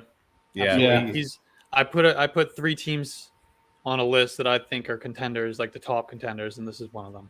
Yeah. For sure. I didn't even know what I was getting into when I took this team over last night. And I looked at it this morning, I'm like, oh my God. Yeah, when we were picking teams, I should have known, because this was my number 1 team I would have picked as far as if I was going to join the league and take over any team. This is a really good team. This is just bananas. Get more creative with your name, man. Jesus, Joey, we get it. You're not Prince. Figure it out. Speaking of creative names, best name in the league. Cock Lesnar, man. Best name in the league. 100% the best name in the league. Oh my God. Total opposite. Cock Lesnar 69. You got to add that. You got to add nice. A little nice at the end. Full nice. Yeah, you're killing it, bro. Third worst win percentage, but killing it in the name department. Good thing to lead on the off belt there for what it matters. You got the coolest name. Yeah. So QB room, I called this the roulette wheel. All right. This group is this is a group that could have a top 12 scoring QB in the group if the ball lands in the correct slot. But it's high variance, right? You're taking risks. Yeah. You got Danger Russ Wilson. He's QB 18 on yards per. Mr. Unlimited. Unlimited. He's now with Sean Payton, who I think everyone in the world would agree is a great offensive coach. Great play caller, maximizes the talent. He's been a top 10 QB 8 times, again, depending on your scoring. but he's shown that he could be an elite option. And even last year being like a worst case scenario for most of it, besides like that last couple game burst, he was still like a mid-tier QB2 in scoring. So you know what you're getting with him, and it could be kind of like a Walmart brand Watson in a way, where he could like boost up into that top tier again, like he had been. But yeah, so he could be a QB1. Bryce Young, QB 17 in yards per. Used your 104 pick to get the NFL's number 1 pick. Upside there is obvious. Probably needs a year to get someone to fill the shoes of DJ Moore. Yeah. Who, if you followed me at all, I absolutely love DJ Moore. I think he's going to kill it. It's not just because he's a Bear now either. No, definitely not. Definitely not. Trey Lance, QB 18. I am a Trey Lance hater. That's just because of the Fields comps. But anyway, could be the starter for the team with probably the most talented, diverse group of skill players. At the moment, it seems like it's going to be Brock Purdy as the guy. Mm-hmm. But Purdy has his own health issues and everything to hurdle over. So maybe Lance gets his opportunity to start again. They kind of know what they got in Purdy. Lance was the starter to start the year last year, so you never know, right? Never got a fair shake either, to be fair to him. No, yes. Played in a monsoon, and then he breaks his ankle. He just hasn't played a lot of football. In on him last year. Yeah, he didn't play much in college either. You believe that he's going to be a Viking like everybody says on Twitter? Yeah. He really got screwed by the COVID year. His team, like that division of football, he didn't really play. He got like one showcase game versus a team that's like already played like full season, and it was Lance's first game of the year. So he'd lost somebody. But regardless, you never know, right? It could line up. Great runner too, so that's always Konami code, quarterback. And then the last one's Will Levis. I think it was a bold pick, 204. In the sense that it's a home run swing, but considering the rest of the QBs on the roster, I think it made sense. Would expect him at the field at some point this year, right? I would say so, unless the Titans are like leading their division heading into the end of the year with Tannehill. Which they won't. I don't see that either. All right, so I think you at least get an opportunity to see him. 100%, and I think he's probably. I don't know if I should say it. He's probably an upgrade over Tannehill. I don't know what that means for fantasy, but I mean, Tannehill's like he's bottom 20 QBs in the league, right? Like he's not cracking the top 25, is he? I don't know if he's. I think he's right there. Better than I'm not a big Levis. That's not a great bar to be at, though. Now, as far as ceiling for Will Levis, I think he's got full-blown ceiling. If he hits across the board, I mean, he could be Josh Allen almost. But I don't think he'll get there, but I just trying to put a positive spin on it. All right, what about Bryce Young? I'm not a huge Bryce Young guy either. I'm not either. I mean, he's take him or leave him for me. Nothing. Okay. I think he'll be a good quarterback. But he's not gonna. I don't think he's gonna crack that top 10 fantasy football quarterback. He can be a solid mid to high end or QB2. So like Kirk Cousins is kind of like his ceiling. At best, more mobile, I think. Kirk Cousins, yeah. He didn't Which run much. Is again not a high bar to clear, but he can run. Yeah, like he's gonna get into situations on Carolina where he's gonna have to tactical scrambler type of thing. He does a Holmes type of scrambler. For being a 101, he does have a very good O-line in front of him, which is rare. He does. And he is an excellent thrower of the ball. As long as he can see over the top of them, he'll be fine. Yeah. He's more than the height, he's slight. He is maybe 195. Tiny. That would be my biggest. His helmet looks like my kid's helmet when I put it on for the first time and when he was 7 playing football. Like it was like Marvin the Martian kind of thing. Yeah, it was bad. All right. RB room. This is Matthew McConaughey just sucking down that dart of a cigarette down to the final bit. This is the positional group in most need for you. It's James Conner. He's getting older.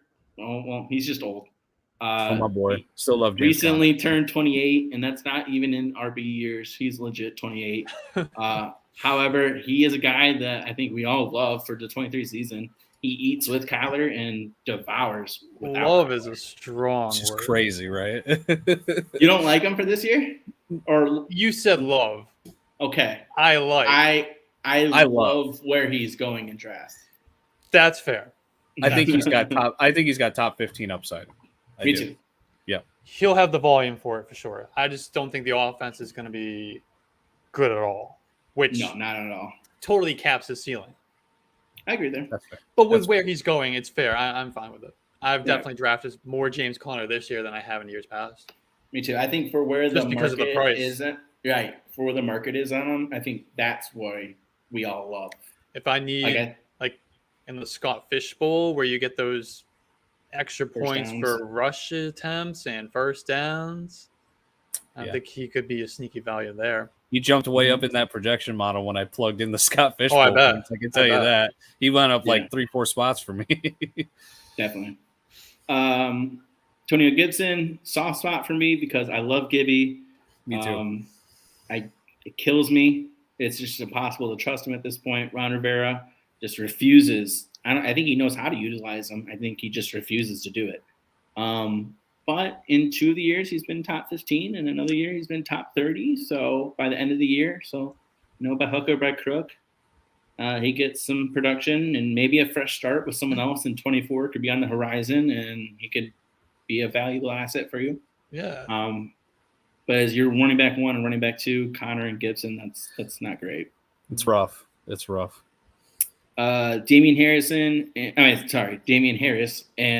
Bigsby. I kind of have these guys grouped together, even though like one's a veteran, one's a first year, just because your best hope is that these are the short yard situation guys and they score touchdowns for good offenses. And my comfort Tank Bigsby coming out was Damian Harris.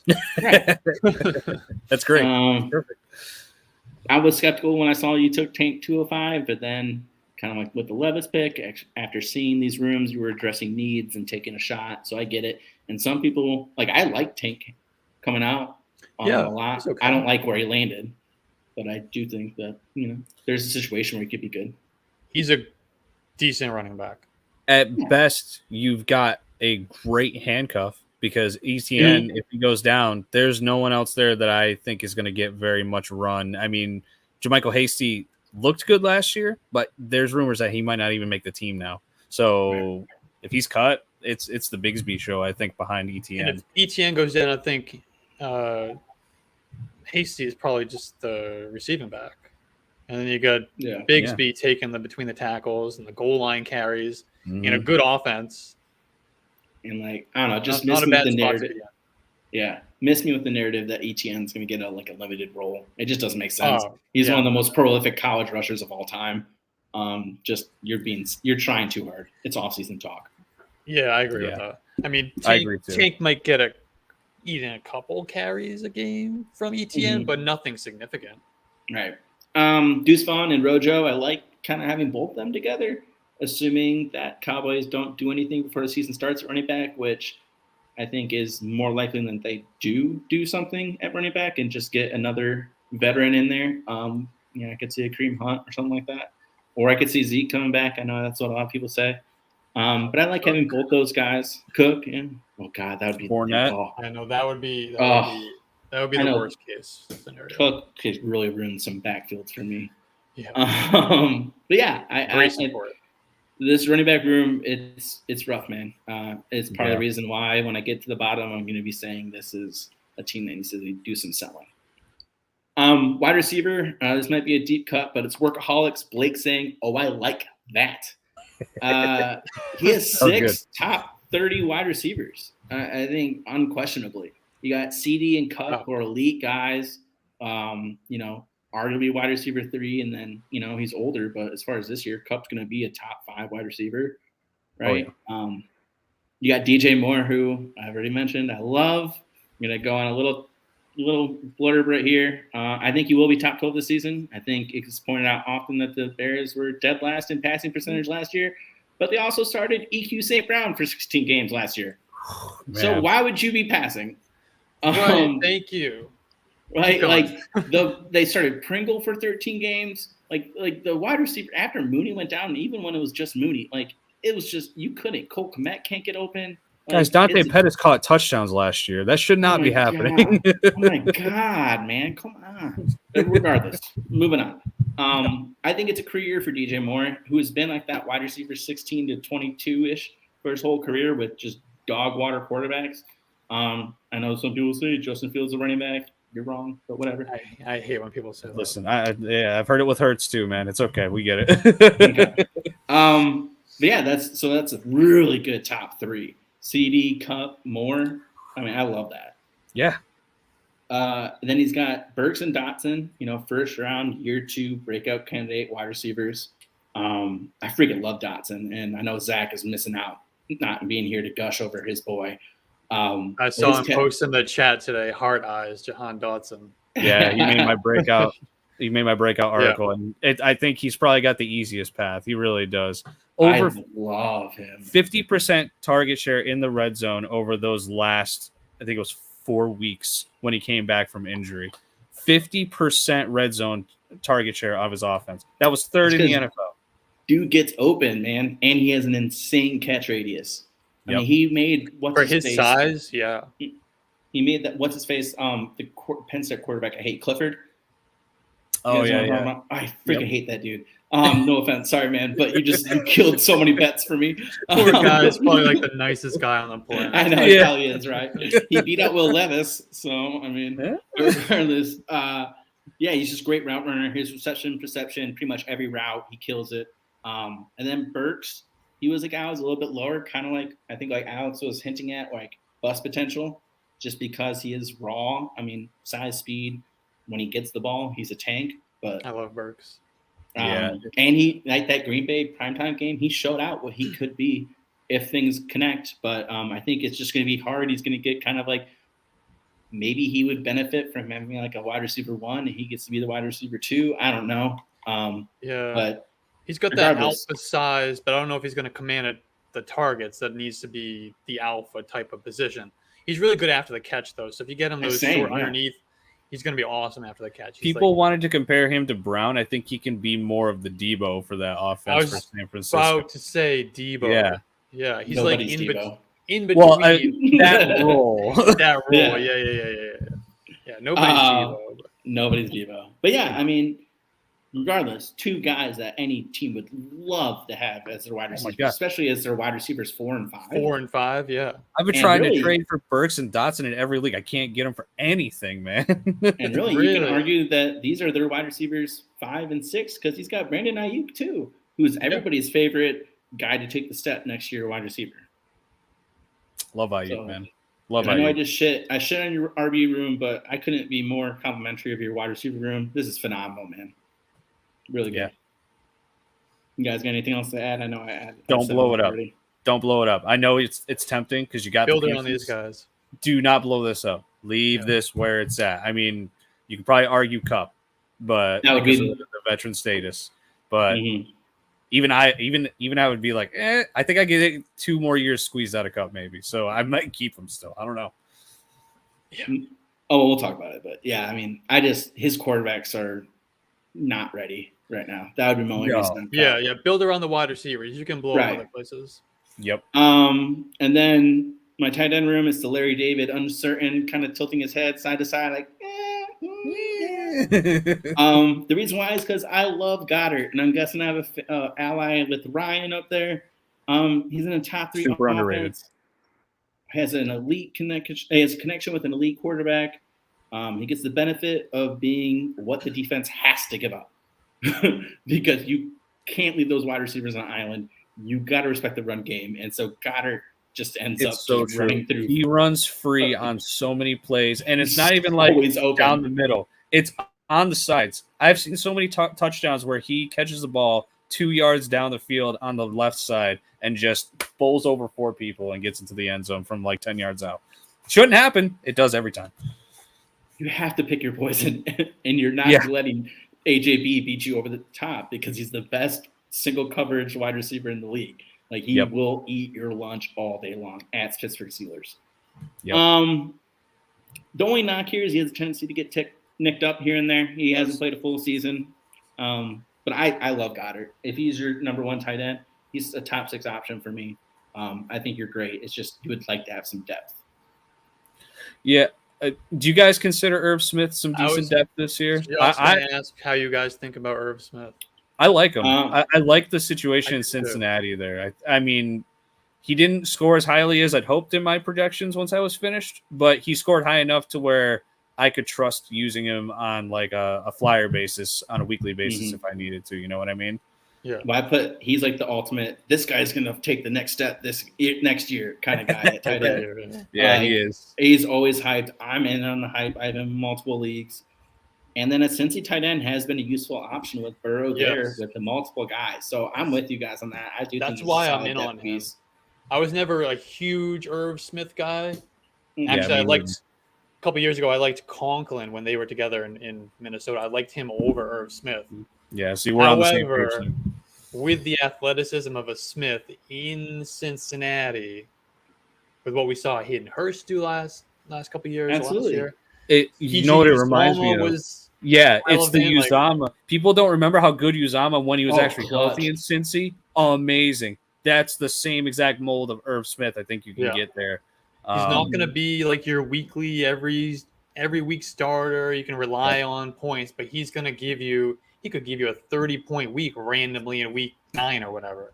Exactly. And when they play a team that has an offense that can match up with Cincinnati and it's going to be high scoring, that's when Irv is going to have his good weeks. Or at least he's going to be like, I'll take my points here. And if Goddard misses a couple weeks, has his bye week, you don't hate putting in Irv Smith. You're comfortable with it. Yep.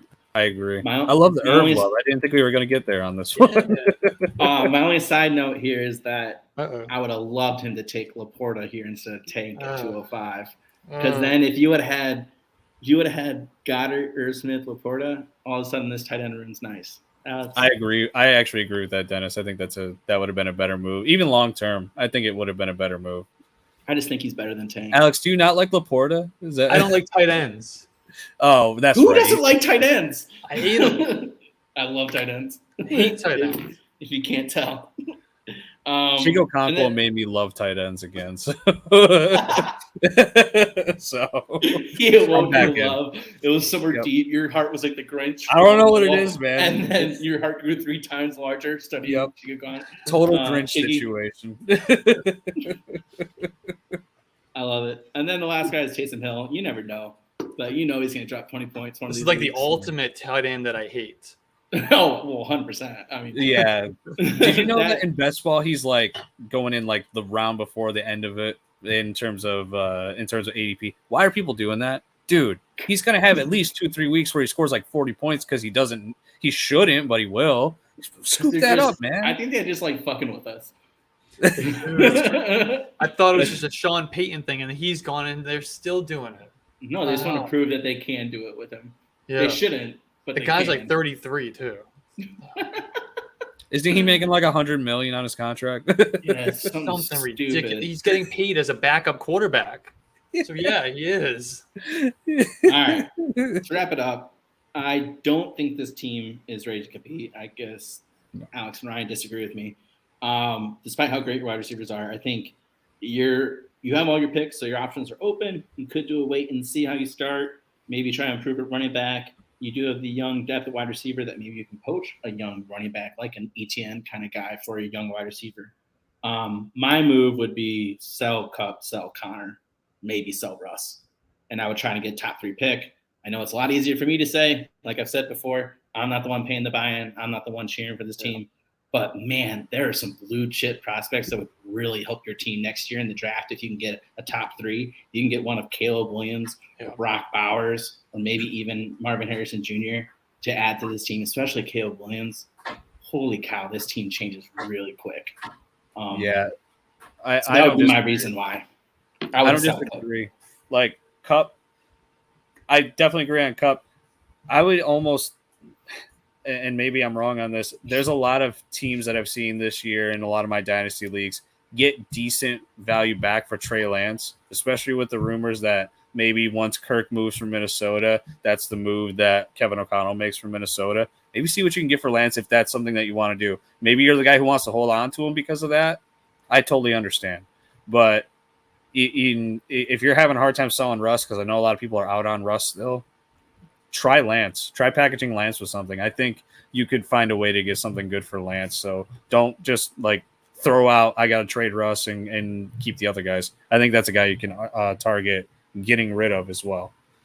Let me just say, for Russ, now they're on top of Russell Wilson. Last year, crazy stat. In 15 games with Nathaniel Hackett, he was a top 10 quarterback twice. 15 games. The 2 games after Nathaniel Hackett was fired, he was a top 5 quarterback in both of them. Mm-hmm. There is some hope. I agree. I agree. Has that bounce back. I have a hard time with it because I'm pretty hyped up about Sean Payton. But with where this team's at, I think that trading him if they get enough compensation is a good idea. This team is not ready to contend in 2023. They're on their way if they make the right moves, but they're not ready in 2023. They're just devastated at running back, and then the quarterbacks are all either a year away. Right. So that's why I say take advantage of Kupp while you can, kind of like we said with Henry. I think Kupp has a longer shelf life, but and you still have 5 legit wide receivers behind him.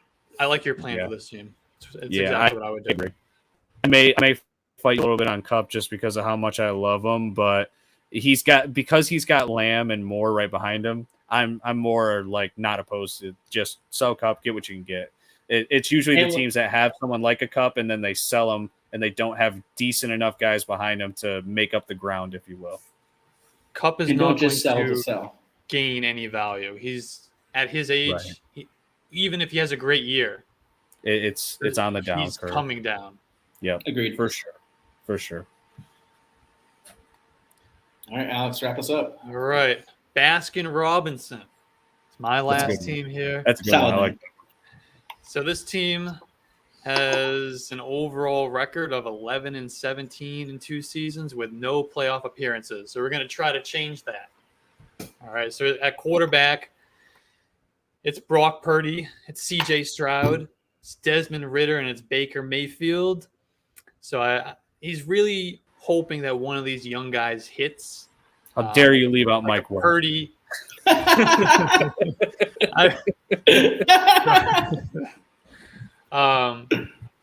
leave out Mike. You insulted his family with that one. How dare you? Carried us for like 2 weeks there. He was probably starting for this team for a couple of weeks last year, actually. If you look absolutely, for sure. Yeah, I think you're with this team. You're hoping that Brock Purdy builds off what he did last year. C.J. Stroud's a hit at QB at the number 2 overall pick. You're hoping that Desmond Ridder is a hit in Atlanta. That's a lot of I hope. Yeah. Usually in that type of situation, you're not in great shape. So, but this might be a room full of, future QB2s, not QB1s. I'm not sure that the long-term guy as your QB1 is on this roster yet.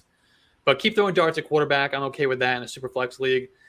At running back, it's Josh Jacobs. He had that huge breakout in 2022. Had a ton of volume. Just under 400 total touches between his receptions and his rush attempts. That's insanity. It's a ton. It's going to be really hard to hold up for another season with that level of volume, especially in a below-average offense with a below-average offensive line.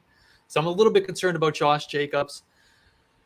Kenneth Walker, we talked about Zach Charbonnet earlier, but I still think this is going to remain Kenneth Walker's backfield, at least for the most part. Yeah. He proved to be a quality runner who can rip off big plays as a rookie.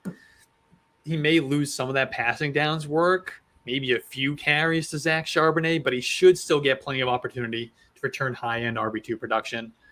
He's also got Tajay Spears, who I liked a little bit coming in, during the pre-draft process. Spears appears to be locked into that RB2 job behind Derrick Henry, especially like him a lot more with that now. news with Haskins.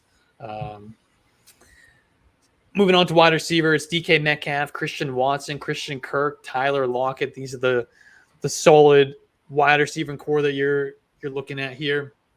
You got that alpha in DK Metcalf. I don't think JSN is going to eat into his target share that much, if at all. I think they play two completely different roles. Absolutely. But he also has Tyler Lockett on this team, who I still believe can put up a solid wide receiver 3 season in 2023. But this is the time. His time in Seattle could be coming to an end. We might be looking at a Thielen type situation. Looking into 2024, the veteran fades out and goes to a new team and rides off into the sunset. Yeah, he's a big Seattle fan. He's going to turn 30. Yeah, I think he is. I mean, he's got next to Lockett. If he's not, he is. He is now. He is now. But yeah, Lockett's going to turn 31 during the season, but he has finished as a wide receiver 16, 13, 8, 16, and 13 over the last 5 years. So he's been productive. So maybe there's enough juice for one more good season from Tyler Lockett. And then, like we said, it's probably into the sunset next year. Then it's the two Christians. It's Christian Kirk and Christian Watson. Kirk had the best year of his career last year, but now has that added target competition in Calvin Ridley, though I do believe, and maybe I'm in the minority here, that Christian Kirk is going to lead this team in targets again in 2023, even over Calvin Ridley. I agree.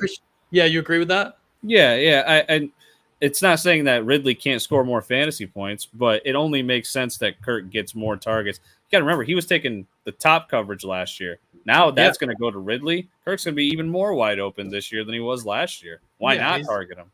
And he's already got that built-in chemistry with Trevor Lawrence and Peterson and the play calling and all that.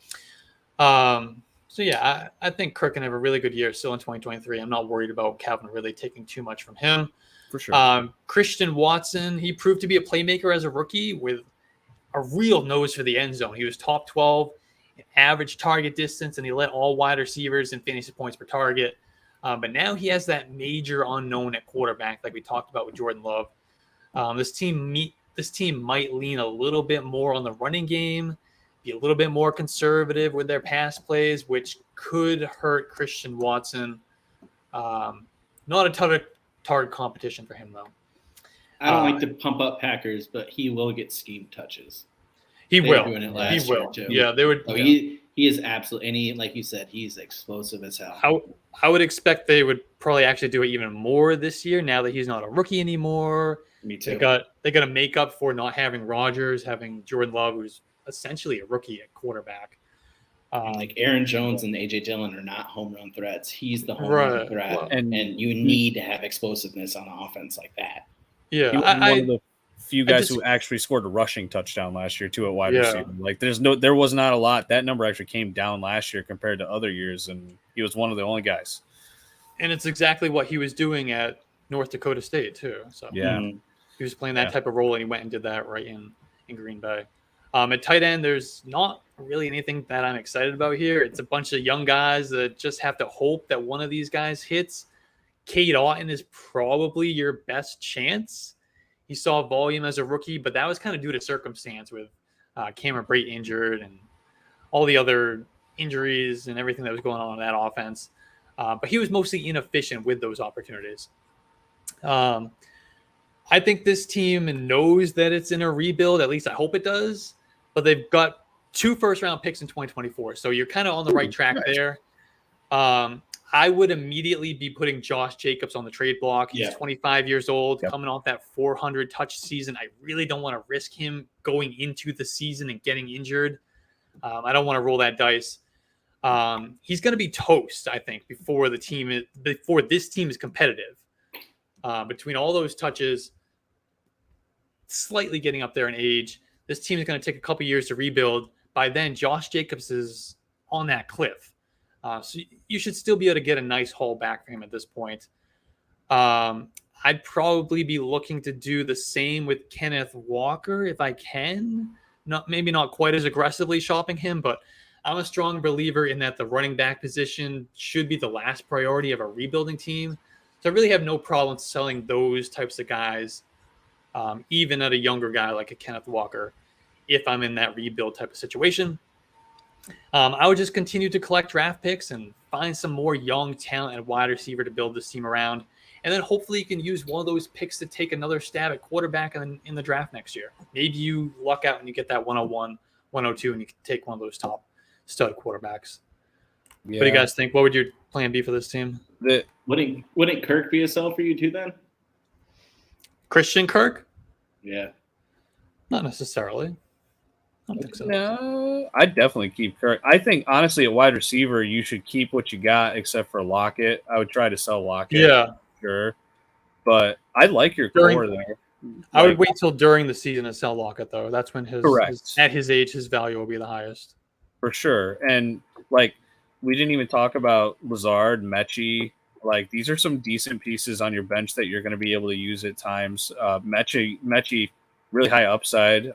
Could be the best wide receiver in Houston right now. We just don't know. You left Juwan Johnson off the list, man. I think he's definitely better than Cade Otton. Would you agree with that, Dennis, or no? I don't think it really matters. I think they're a bunch of, all right. in the same tier, a bunch of Jags. There's some Jags for sure. I really like what Juwan Johnson was able to do last year, and now he's got a quarterback that's not Andy Dalton. Throwing I mean, the ball, he's got upside for sure, but it's not like this guy needs to be doing everything he can to get Brock Bowers. That would be my biggest advice for you. That's fair.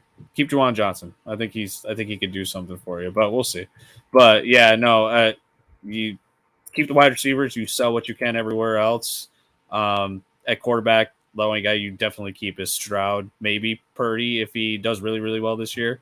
I think he's got the chance to solidify a starting role at least if he's healthy. I think you got a handful of QB2s on this team. Yeah, you guys think Stroud has your QB1?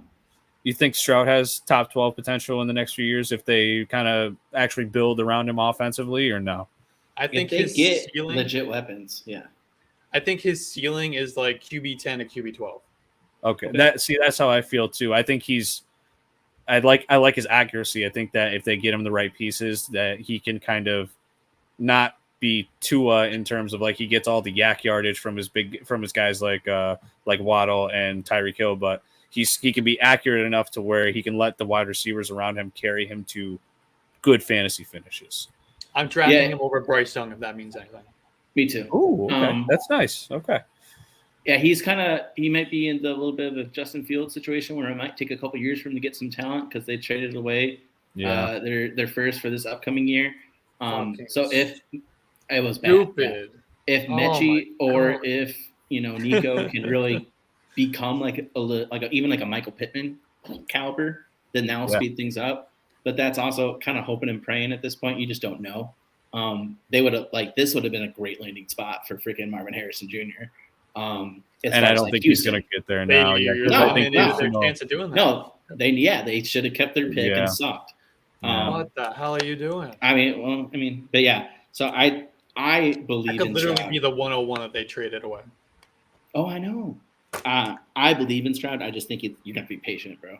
Yeah, for sure. That I was just worried about the upside because I feel like a lot of the quarterbacks in this draft, other than maybe Richardson, because of the rushing upside, people are like, they're just QB2s for dynasty leagues and Superflex. I feel like he's got the chance to really sneak in there if they build the offense around him in the next couple of years. But got no damn faith in Houston with the way they've managed things over the past 10 years. So he is an elite ball placer. He can put the ball where he wants to put it. And if he can show the pocket presence he did at times, because usually that's the story on him is cause pressure and then he crumbles. But against Georgia, he was ready to go. He handled that pressure like a veteran. Yeah, I wanted to give you something to end there on for Stroud to have some faith because I think I think we all agree. Yeah, that's in his future, but patience, please, patience. Don't just sell him. But all right, guys, that's the league. You guys got surefire winner that you're picking out of this. I kind of gave mine already. Like I think it's Joey for sure. I think he's got the best chance to win this league by far. Yeah, so Joey is on my short list. I got 3 teams that I think are in contention for the title. It's Joey for sure. Cool Beans. And then it's 2 of my teams that I had. Cool Beans, who I believe, if you go off the last names of the guys who are managing these teams, I believe Cool Beans and Joey might be related, which adds an extra element of rivalry there. And then left side would be my third team that I think has a chance to be that three-peats. He's done it 2 years in a row. I think he can do it again. If he goes and makes a couple strategic moves, he can make that happen the third year in a row. Upgrades at that quarterback position. You're coming for that three-peat, and you're going to be the most unbearable person in that league for years. Yep. Maybe Tom Brady comes out of retirement, and then he gets a Devontae Adams boost, too. There you I go. was waiting for somebody to say that. Anybody going to tell anybody to tell him to drop Gronkowski too? He's got Gronk. I was thinking it too. Gronk's done, man. He ain't coming back. He's living in the glory life. Reuniting in Vegas. Oh my God! Stop. One more run at it with Josh McDaniels. If they both come back, Jimmy Garoppolo. He's gonna message us and start laughing. Like, I told you. See, this is why you hold on to these guys. They're legends. Real fast, do you guys want to go through and say our Twitter handles so that way, because we try to be intentionally vague and just like, I would trade for this and not get specific because we don't want to hurt your leverage. But if you want to DM us, we're all pretty active on Twitter. We can get back to you in time. I'm at Madison Madman. Madison_Madman. Doesn't even know his own Twitter handle. I know. Andrew. That's Twitter. Yeah, and you guys can go find me at Triple FTP. Pretty straightforward. And it doesn't even have to be a team that I covered. If you just have questions, go ahead, throw them at me in the DM. This league. Yeah. True that. And I'm at A_JohnsonFF. You can also join the Yards per Fantasy Discord. We're really trying to grow that. So get the conversation going there. Ask us some questions. Forgot about that. Yeah, this was fun. We did this for free for this league. And if you want one for mid-season, or we'll cover this league again at the end of the year, just let us know. Hit us up. Yeah, we'll do it. Had a lot of fun. First Dynasty league being able to do it this way, and it was great. Thanks for joining us, guys. Signing off, and we'll see you later. Awesome. Peace out.